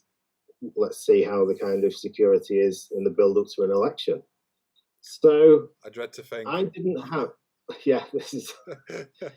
These are not courtroom drawings of the people associated in this. These are kind of acid house faces from the early 80s, was it? Yeah, it was 80s, 90s. So I've gone for quite formal. I've dropped. Oh no, I'm using first names and Diane Abbott. I've got Corbyn spelt wrong as well. Urgh, that's really going to annoy me. Right, back to the yeah, back to the thing I was trying to do. Like, step one, can I even get an email address to find her? You know, it's like having somebody's address in real life. You can't go up and have this kind of coercion of them if you can't find them. So step one is always to kind of come up with who you would like or wish to contact, and then see how easy or not it is to get hold of an email address for them. And sometimes it's pretty easy, sometimes it's harder. And depending on how dogmatic you are about wanting to do that prank will depend how much kind of effort you exert in finding it. Some will be, you know, super easy to find, some not. In this case, Diane's was pretty well hidden. It was hard to actually ascertain from open source research an email address. Every Parliament member has a kind of parliament.uk sort of address, and they're in PDFs and, you know, even listed on websites and stuff all over the place. So they're not really, I wouldn't say they were a channel that would have a kind of gravitas to it. I kind of wanted more of her operational email address, the one that she uses for important stuff, I guess. So I didn't have her address, but I reasoned that her assistant, I can't remember her name, I'm afraid, would. But her assistant was mentioned in the story. I did a little bit of research and I managed to kind of find her email address. So I set up a Gmail account as Jeremy Corbyn, and I wrote an email as if it was going straight to Diane Abbott. So from the red to the blue. in case you can't mentally see what that actually happening. So from the red person to the blue. But, and this is important, I sent that straight to her assistant. And then I had email number 2 there already set up to send sort of, it was meant to be written and sent after the first email, but I found I could kind of send it 5 seconds after, and nobody kind of went, just a minute, that was too fast for you to write that. I wanted it to be, you'd literally get to the bottom of the first email and then the second one lands before you've had a chance to kind of start thinking. And this was a trick I used a few times. So the first email would say,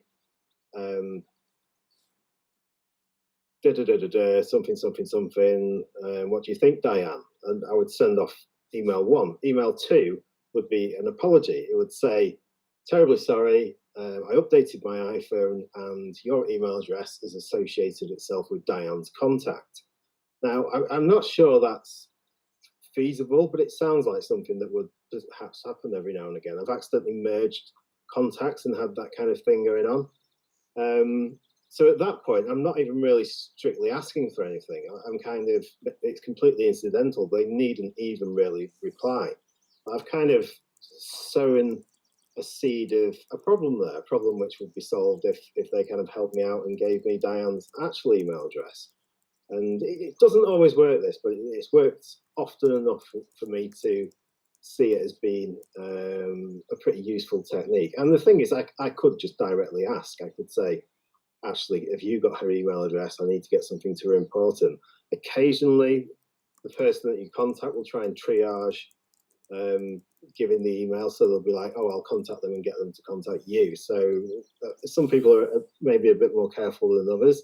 But in this instance, her assistant sent to the fake Jeremy Corbyn Diane's personal email address. So that was kind of step 1 locked off.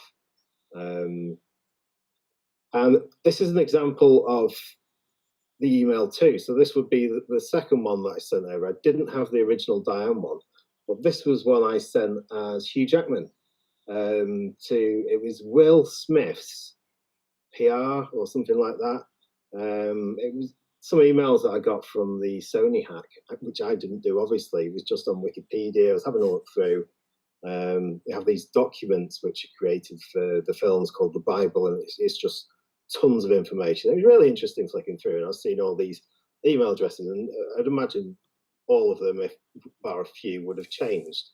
But it had the PR for Will Smith, and I thought, well, I'll see if he's interested in Wolverine the movie. Wolverine the musical. Obviously, Wolverine the movie existed. Yeah, I had a bit of a beamer bonnet at the time. I was going to have Blake Lively in a tank at the back of the stage. She'd just done the Shark film, so that would have been quite nice. Some uplights.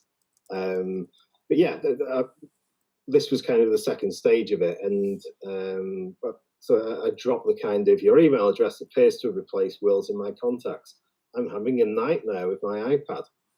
Obviously, I wasn't on an iPad. Scammers, everyone kind of puts sent from iPhone, sent from iPad. It just conjures up a different mental image of somebody a bit more on the move and not in the mum's basement, kind of hoodie up, sort of hacky style thing. And she replied, "No worries, waking up to an email from Hugh Jackman on a Friday morning, even if it is a mistake, is a great way to start the weekend. Have a good one." I felt... Wow. Wow, James. Wow. I immediately felt like Hugh Jackman for about half a second. And I kind of looked at myself in my slightly oversized gown and thought, yeah, this is not... I can't let her know, she'll be mortified. So I moved on from that. But that's just an example of the email too. So that would be the second thing. I think in this instance, she didn't manage Will anymore, but she passed it on to someone else and contacted them. In the end, that all collapsed rapidly when Daniel Craig's PR got a bit, not arsey, but a bit accusatory about me not being the real Hugh Jackman. Allegedly. Yeah, so I've heard. There was an alleged... So we are now, I've secured Diane's email address. I've explained the quickfire first email, second email. I even worked on a Wall Street CEO as well. I sent over, it was meant to be going to a reporter, and then I followed it up with, whoops, sorry, wasn't meant to send that to you. And then that engaged me in a thing where there was that kind of instant trust, because it was, you know, hiding in the mundane, the banal, the kind of things that happen by accident every day. And it just kind of is as far removed from a genuine sort of attack than you would think.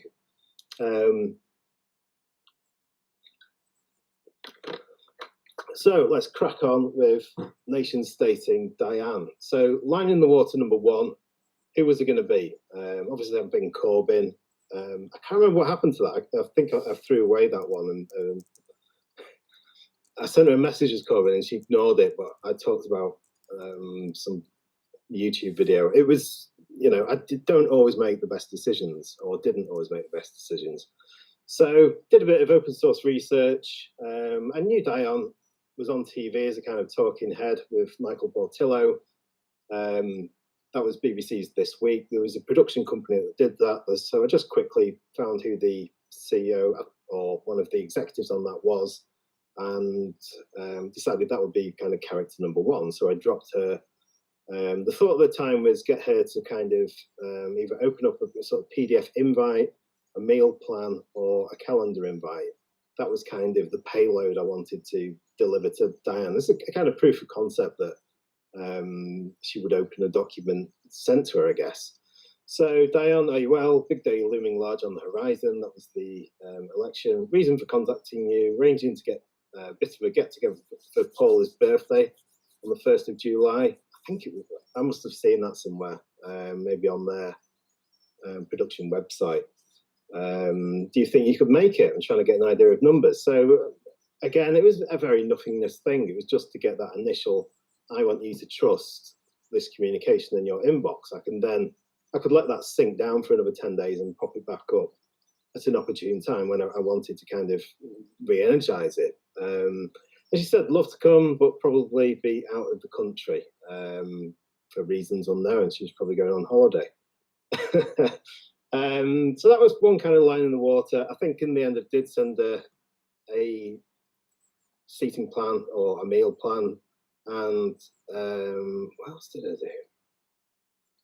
Something else. I sent her the meal plan. Oh, and asked if she wanted to chip in for the present. That was it.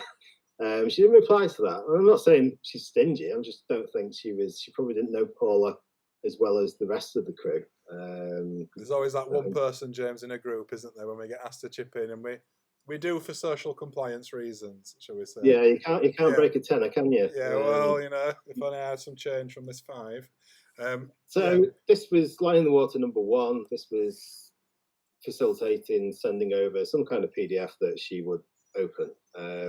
But in conjunction with this, I don't know why I decided I needed more than one character. So character number 2, this was Diane. One of the first stories was on Huff Media Post, Huff Post Media.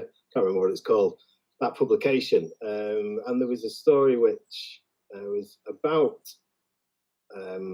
Diane, which had been done by a particular journalist. So I sort of cobbled together a fake email address for this journalist and sent it over. And what did I say? I can't remember.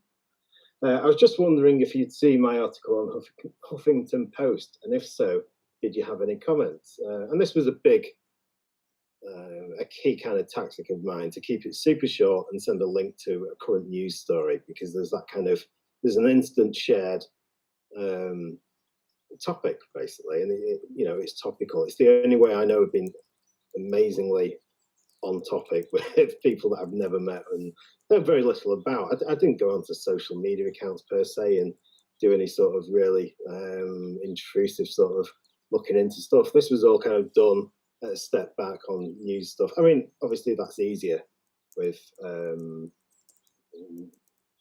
what's the word? No, I'm going to leave that there. I can't remember the word. So I asked her what device she was on. That was a kind of a bit of a proof of concept that you could literally just ask somebody what they'd be viewing it on, what software they had. I think she said iPhone. So I sent over a kind of, I think it was a PDF. So there was 2 areas there where I'd sort of established contact and would be able to hopefully get her to open something on her personal computer. It obviously could be malicious.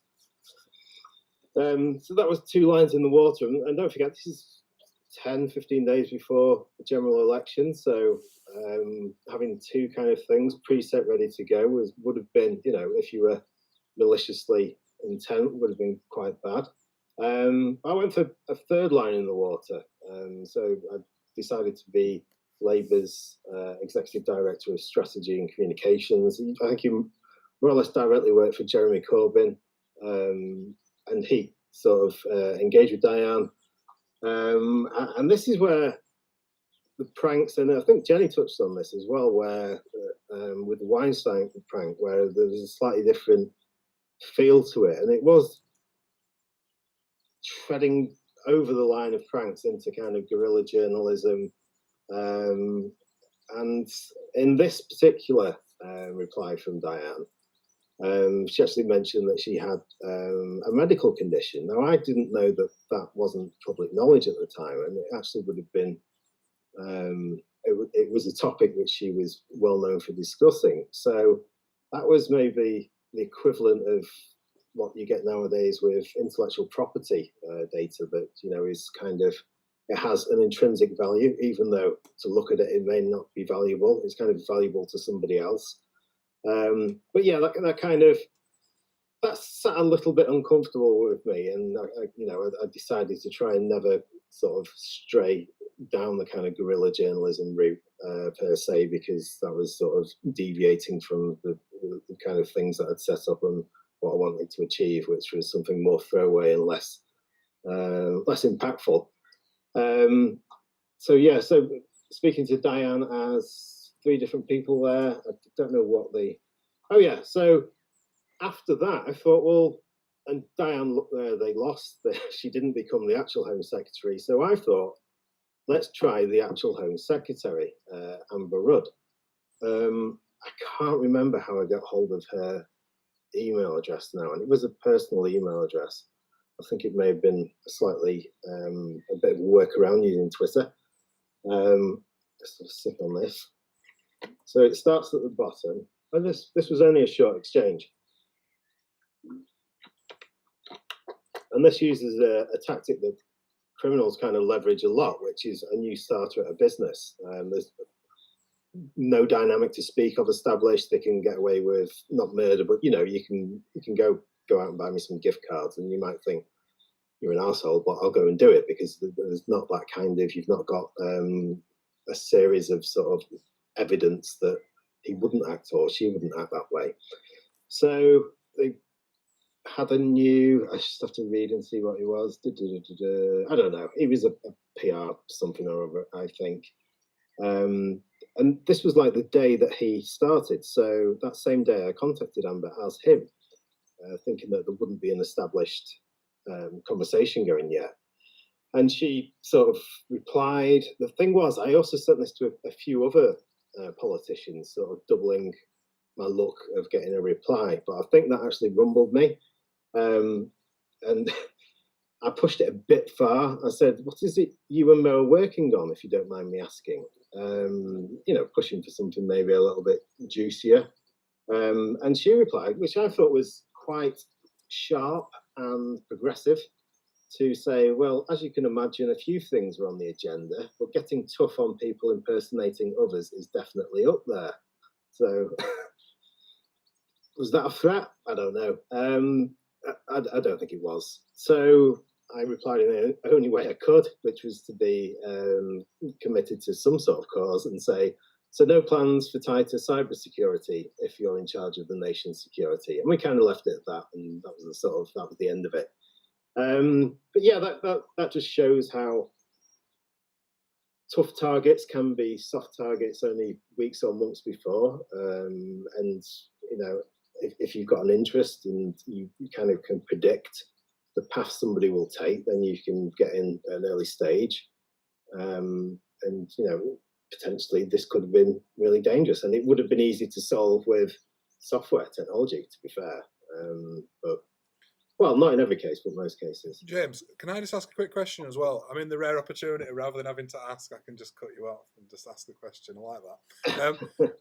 One of the things that kind of, we talk about quite frankly, we wanted it to be an open, frank, unscripted conversation. It definitely is. But one of the things that kind of a common question, it's definitely a concern that I had when I met you, when you're in the papers. It's this fact that kind of, oh, is this illegal? Is this legal? And look, it kind of, my opinion was we should curtail this person. Jesus, we should stop him. I think, knowing you, James, there's an underside. I think it comes across in that talk as well. There's an underside of these techniques, this thought process, this mind that's thinking of even sending one email then the other. It's basic, but the level that you've gone to actually to play this into the scam, it's so much more. It's so sophisticated. The end result of this is just so impactful. I just want to explain to people, if it's not clear, James obviously moved on, shall we say, turned a new leaf. It resulted, I think, some of the pranks, one of the biggest kind of takeaways was the NCSC blog. And we've put a link in the comments about the NCSC blog. I might be able to actually show this as well. If I just go back to here, slide this on, look at this go. So basically, James's pranks kind of culminated in this prank with Ian Levy. The link's in the blog, do read it through. So unsuccessful. I think Ian would unsuccessful. Want me to say, otherwise he'll just kill my internet connection. Possibly me, that it was unsuccessful. No, but it's that concept, and it's like I've got to respect Ian Levy for doing this. He looked into you, James. He realised that he was being pranked. He looked into yourself. He looked into the previous marks, and he kind of, rather than just rang. It would have been so easy for a person in that position of power to just pick up the phone. Guy in Manchester has got a tattoo. Go and get him. And NCA put your door through hours. Again, it was ego. I think it was definitely ego. I think, and this is a problem with awareness, that you can't prod people and make them feel like they've done something wrong by clicking on a link. You know, you have to try and lighten the mood a lot more than that. But His in response America, to it, bit of egg on the face, and they just didn't do anything. They didn't even increase the security. 2 months later, I managed to do display name deceptions again using my email prankster domain name. You know, they'd done nothing. Whereas in the UK, they were like, this is really interesting. People could learn from this, and they were just open to talking. So it just shows how mindset can make such a huge difference. 100%. But I don't want to keep yabbering on. No, it's James. Honestly, I personally find it's just rare. It's such a rare opportunity to speak to someone that's gone and done it, but not in a criminal way. We can always roll out a criminal from the shadows, and it's boring, James, to be honest. Oh, you sent malware, you tried to get a ransom, you sent a phishing attack, you got them to click, they downloaded something, whoop-dee, goddamn woo. But when you listen to these stories, it really does show some of these technical issues that Ian Levy latched onto. His comment in the blog was literally like, if this is so successful against celebrities, then what about me? What about, you know, kind of critical people in the government? How are they going to respond to this kind of pranking, phishing kind of attacks? And it started that conversation. I think the government has this big barrier with information security. We've definitely seen it recently. My firm was off the hook yesterday with journalists ringing up about Public Health England and these domain name things we've been doing. But the whole issue of bridging that gap between those that be Ian Levy's, NCSC, and people that know about phishing, people that are doing it day to day for pranks, for crime, we do have to start bridging that gap, and we have to start talking to people. I'd much rather talk to you about this, James, than some 15-year-old asshat who thinks he's now Jesus because he can send a phishing email. You have literally, I got you wrong. I imagined that there'd be this massive ego, this look at how powerful I am. I was amazed under the surface of this. There's none of that, and it's actually I've just changed for the audience. Normally, after this, I will have a mace and of course, and you go back to your layer and stuff, and I'm sure you've hidden all the other screens and the matrix text. Sometimes I get in a bad mood, and I used to respond angrily to people, and sometimes you can be like really, you can be really confident in what you say back, and people still won't twig it. As long as that first contact has been successful, then you've got massive scope.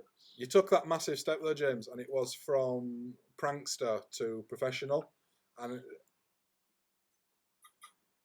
I wouldn't have put money on that happening, but it did. And they literally had the best person for the job. It was a foregone conclusion, and it definitely wasn't. I had to claw at the rock face to make sure that I was getting some footholds on there, and I had to really dedicate myself. But I love it, so it makes my job easy, and I wake up and I want to do this. I used to do that with design. I didn't, and that made me sad, and now I've got something that will keep this brain from telling me to act weirdly to get through security and stuff. It's undeniable, James. You've got a talent, and you've learned. It's a lesson that many people haven't learned by the end of their lives, that you've learned to use the bad, use your uniqueness, use this for some good. I'm sure it must have been a bit of a shock when you're messing around with these pranks and Agari and the likes of, kind of household names in the industry say, you will be really useful to us tracking down scammers. And that's amazing. That's a win in my eyes. We're going to jump on to Jenny, and I've wedged her at the end because she's a professional. She's a closer. She's she's not filling like I am. So hopefully we can only hear from words from Jen. If we get the screen sharing going, which would be this one. Okay. So if you stop sharing your screen, James. Oh shit! Yeah. Oh, we can run over anyway, can't we? You're not just going to go boom, kill it, are you? Bang on the hour. We're going to respect people's timelines, but yeah, we might go over for a few minutes. But if you go to the little tab at the bottom, end your screen, wicked. Jenny, you take over.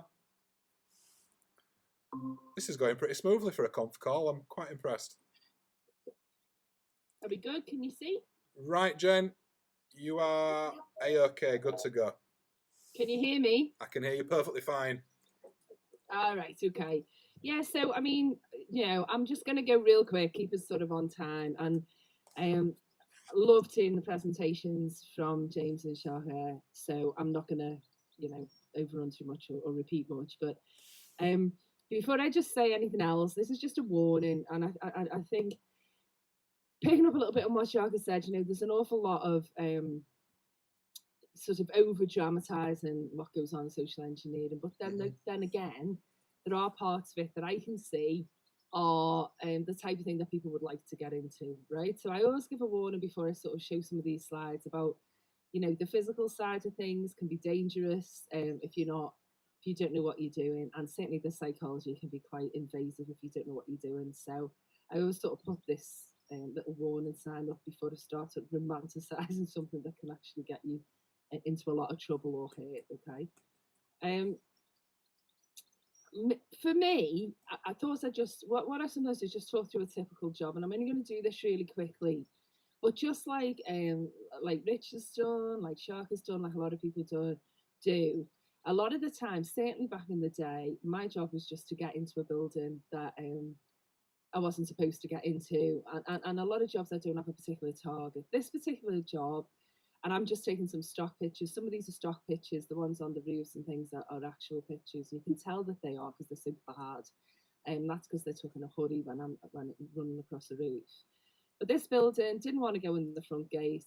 It was very well guarded, and it had all the RFID, it had the cards and everything. I personally don't really like just tailgating in anyway. I don't feel like there's much art to it, but like it's being said, if it's the easiest way in, then I'm going to do it. It wasn't. So we just noticed that the back of this building in London, staff entrance at the back, no security to speak of. So I just hung out in the smoking shelter, shoved on a high vis, and waltzed in. Okay, and again, what I would talk about a lot is just the simplicity. Just because something's simple doesn't mean it's easy. You have to know the job really well to know the little things that will work. Basically, any social engineer will tell you, once I go in, I go for the back stairs, never cameras much on the back stairs. So I go up the stairs. This is a really high office. So this is 22 floors up in Canary Wharf in London. And I am not a fit person. I was a little bit fitter then, but oh my God, I nearly had a fit when I got to the top of it, being out of breath and all my leg muscles screaming. Get to the top. And I've spoken with you guys all throughout this webinar about being non-technical. I see a camera. And, I'm not going to hack the camera. I don't know a way of getting into the feed, but I do what I've been doing the whole time on this call. And I just basically put some cardboard over the top of the camera, stuck it down some blue tack, and that camera was out of action. And then after that, I just picked up some car keys, made some impressions of them. I wasn't going to steal them. I didn't have a use for them. I pick up some USBs. I leave some USBs. I take some photographs of stupid post-it notes, standard stuff. I make myself a cup of tea, which was part of the brief. So many times social engineering briefs have these weird tasks in. What's going on? You can't see me. Sorry, Jen, that was me trying to be discreet. I pinged you a WhatsApp and then I realised it would have been far less discreet to just mention it to you. That's it. I can see them slides now. So whatever you've just done, we're now on the camera and the keys and the cup of tea slide. But it was not moving before. Is it moving now? Just leave it exactly what. Yeah. So we're now on the camera and the post-it note slide. To this, and I'll get through. Just they build, you see, they build. Right. So if you can see, just someone tell me that you're all right. You can see that one with the cup of tea, yeah? That's the one. As you were, Jen. Sorry. So yeah. So many times. Yeah, all right, cool. So many times you get asked to do weird things on social engineering engagements, and one of the things I'm asked to do so much of the time is to make a cup of tea and to just make a hot drink and sit down, drink it in the staff canteen or whatever. So I did all of that. This particular job was going well. Do you then have to throw it over a computer, or you just make the tea, drink it, and then leave? You just got to make the tea and drink it. Mm. And what it is sorry, go on. No, isn't it just for them because they want to find out if anyone will sort of talk to you, they will see someone who doesn't belong there? Yeah. It is, and also, but I always see it as I could put anything in that tea. I could swap, and this might sound really strange, but I could swap tea bags for other things. And just to give you an idea, I did a physical in a very expensive school, and a boarding school, and I was able to get into the kitchens and dress in maintenance staff uniforms. I had access to the knives, but I had access to all the ingredients of the food. Now, this is a place where there's already been a threat to life. So what you're really showing is how deeply you can get into an organisation or a building and what threat you can replicate. And I think sometimes this way was what I did kind of is a little bit different to some other jobs. I think a lot of the time we're replicating what not just corporate espionage might be, or it might not just be, sort of like if you like a hacker, but someone actually with criminal or deadly intent. Anyway, just to carry on with this, just picture of an office, not the office. I get in, all's going well, and I just left business cards all over this office. Right, job's done. I'm ready to go. I sent an email from his own desk to himself, say nice office, and everything was finished, and that was fine. All I've got to do now is get out, and then the security guards have been alerted.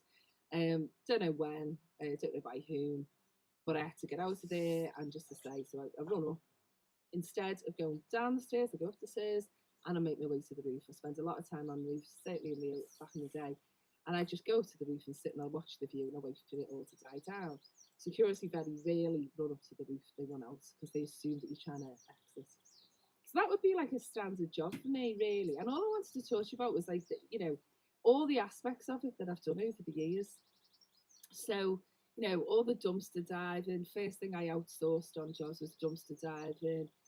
All the pretext, pretending that I'm lost. We've discussed that over the course of this webinar. So can you help me with this? I don't know where I'm going. Did plenty of that. Did plenty of, I'm going to deliver something, and then there was something in the box, one thing or another, or it was just empty and it was just my way of getting in.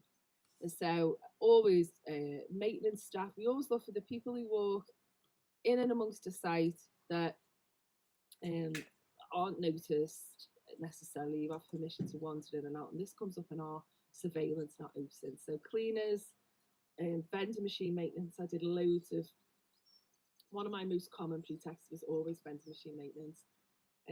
Even though I didn't really know what to do with it, but I did learn the codes to get them to like vomit change and stuff, so I could look as if I was emptying the machine of money, but really I was like taking money. I would give it back, obviously, Latin, obviously. And even like earlier when we were talking about biotech, all of these things, I think the point I'm making is I never really use technology. I just use sort of cunning and charm and knowing people. In the bank, there was biotech. And I've told this story before, I'm not going to tell it in any great detail, but basically, there was no getting past this. It was a decent system, and there was other stuff as well, but there was security guards. So I basically caused a fuss. It was a very expensive site, and I caused a fuss, and I dropped loads of files, and I swear a little bit, and that type of thing, and they're going to let me in. And that's really what I did. So it was the human side of stuff, really, that I relied on. So again, just conscious of time, I'm just going to go quite quickly. This is quite self-explanatory slide. But the bit I'm going to talk to you about that we've mentioned before is just our research and map versus, I think, OSINT gathering from other companies that do it sort of differently. But I'm mostly interested in the research and the mapping phase to gain trust and access, and then I'll exploit the access. So I'm not going to do lists and lists of bullet points here, but when we're looking at the company, I will be looking at things like the history of the company. So we want to know like how many sites they've got, but is it an old company? Is it a new company? How was it founded? What's their investment strategy like? And the reason for that is it informs the mood of the business. Similarly, I'd look at the culture of the company. Now I mentioned earlier, but I'm looking, things like, do they obey without question managers? Are there heroes and villains in the company? And you're going to pick this up from social media conversations. You're going to pick this up from conversations that you overhear in bars and restaurants and things surrounding the building. But what I'm looking for is there someone they hate? I've worked with enough corporates and various guys as to know that if, for example, there's a merger going on, then often, the company that's buying the other company are disliked. And is there someone there, that people really don't get on with? And the reason is that you've got to really get an idea of the heartbeat of that company. Similarly, I'll look at the operations and environment. You asked me earlier about, how would I get past if it was RFID? What would I do? But I look and see what the staff do. So the staff are hackers and they have shortcuts themselves. People will always bypass rules if they, in favour of convenience. So I look for the natural lines of drift. I look for where people go. And you can only do that by physically watching that organisation. But I don't need to learn how to get past locks and keys and doors and alarms if their own employees are doing it. So I'm going to watch them. There'll always be a hole in the fence, so to speak, and the employees know, and I follow them. And the bigger the company, the greater percentage of people that's going to do it. And then I look for the people, right? So who's in charge? Who do people follow? That type of thing. So in the interest of just getting on with this, I'll just move forward a little bit. So one of the things that I look for, and one of the things that we use the most in psychology, is emotions, and particularly because your emotions are a very difficult thing to control. And again, just tying into the conversation earlier, but your brain, you have like a chimp brain, you have a brain that's pretty much there to protect you, that's not that much of a thinking brain, and emotions tap into that ancient part of the brain, the amygdala. I use 7. These are Ekman's 7 meta emotions, but these would be the emotions that we all experience. So basically every human being experiences these 7, unless there's some abnormality in the brain. So for example, psychopaths, for example, wouldn't necessarily experience emotion in the same way, but the majority of people do. And I use these to get in. So let me just give you a few examples, and then I'll whiz through to the end, so it'll take me not very long. I always talk about fear. We use fear to get past a lot of the time. We had an incident where my job was just to get hold of the phone, just very briefly, and to hand it to a technical colleague, just so someone could backdoor the phone. The lady would never drop a phone. She always had a phone with her, except when she was given a keynote at the company conference. So at that conference, this is a few years ago, I had 2 or 3 people with me, and what we did was we let these guys go in amongst the conference. That was an internal conference. We did say that we were going to do it. These are locusts. You can buy them in pet shops, and people use them to feed pet snakes and reptiles. So we let them go in the conference, pandemonium, grabbed her phone. She'd left it anyway when she went up to speak. And it didn't take long to backdoor it. We use anger. How about this one? Now, I'm interested in hearing Richard's take on this one, but I thought this was quite good. So we sent an email to everyone in the company that said, in 5 minutes, we are going to switch Wi-Fi networks. You need to click on this link to switch to the new network, otherwise you'll lose any unsaved work that you've been working with this morning. And not even like, sorry for the inconvenience, just you need to switch now, it's going off in 5 minutes. We sent that in. I had the technical department in the organisation put a nice link in for me, and they nearly all clicked it. In fact, 60 people of 70 people in the company clicked on it. 5 were off site, and the other 5 were downstairs with me outside. Well, of course they clicked it, Jen. How else are they going to get Wi-Fi in 10 minutes' time? They're not idiots. How else did they get Wi-Fi? I also sent one just on the phishing side, Rich, that said, as you are aware, this is a phishing email. Please click the link below for details. And they all clicked it. Yeah. Anyway. We have a kind of like a phishing email it's hit legendary status here. Message clipped. If you ever see a message clipped, view now. It's a generic kind of email that goes out, but it's competitors, you've got that one for free. It is savage. But again, you see stupidly high click rates. I think it's that kind of the technical meeting the human there, where the Wi-Fi is changing in 5 minutes, click the link. As a techie, you kind of think, this might happen, it might be some new credentials, it might be a way of sharing the password, something like that. But the amount of people that would trick, it's right up there. So we're kind of running on. We've gone 2 hours and 4 minutes, which we're really proud of ourselves. We've done massive errors. There has been technical errors. I'll take responsibility for these, along with Google, who can obviously help me share them. It's just been quite interesting to just get conversations. I think there's going to be some feedback and some more questions from everyone as well. So feel free. I'm going to put them in contact as well, so people can ask questions with you all and hopefully get some good answers. It's the start of good conversations though, because it's interesting. We've all got different elements. I personally now want to go and ask Jenny some questions about psychology. I want to ask James some questions about how, what do you think it is that you didn't get caught, and why aren't you in jail? I want to ask Sharka questions as well about how it differs, because gone into a more senior role now. Sharka, if we haven't explained, is currently in Switzerland, I believe, and working for a very shiny company. So her experiences in social engineering are now being kind of elevated through kind of policy, now the one that writes the guides and gives the tips. So it's really interesting, with more questions to come, I'm sure. I wanted to wedge 10 minutes in, but literally it is trivial. I'm not even sure if it needs mentioning, but recently I just wanted to take this opportunity to kind of thank everyone, and again, as what we do, we wanted to just raise awareness of some current things. We're going to record this webinar and it's going to go certain places as well. So I wanted us all to just go around and give one security tip. It can be topical, it can be non-sical, but just give us one security tip. I'll shoot forward with one. When you get a text message come through, and at the top of the screen where the text message is, there's a sender ID. This can be spoofed. I've wrote blogs about it. I've bored the police with it. I've absolutely knocked on doors to get this point across to people. It's such a small point that a sender ID, a text message, can be spoofed. It's absolutely trivial to do, but the point is, it's so impactful because the populace isn't aware of this issue, and it really is kind of concerning. So that's my tip, really. Just to watch out for the sender ID. Don't trust text messages, and kind of stay safe, especially with text scams. I'll whack it back onto here. We'll go through, kick off with James. James, what tip would you give people?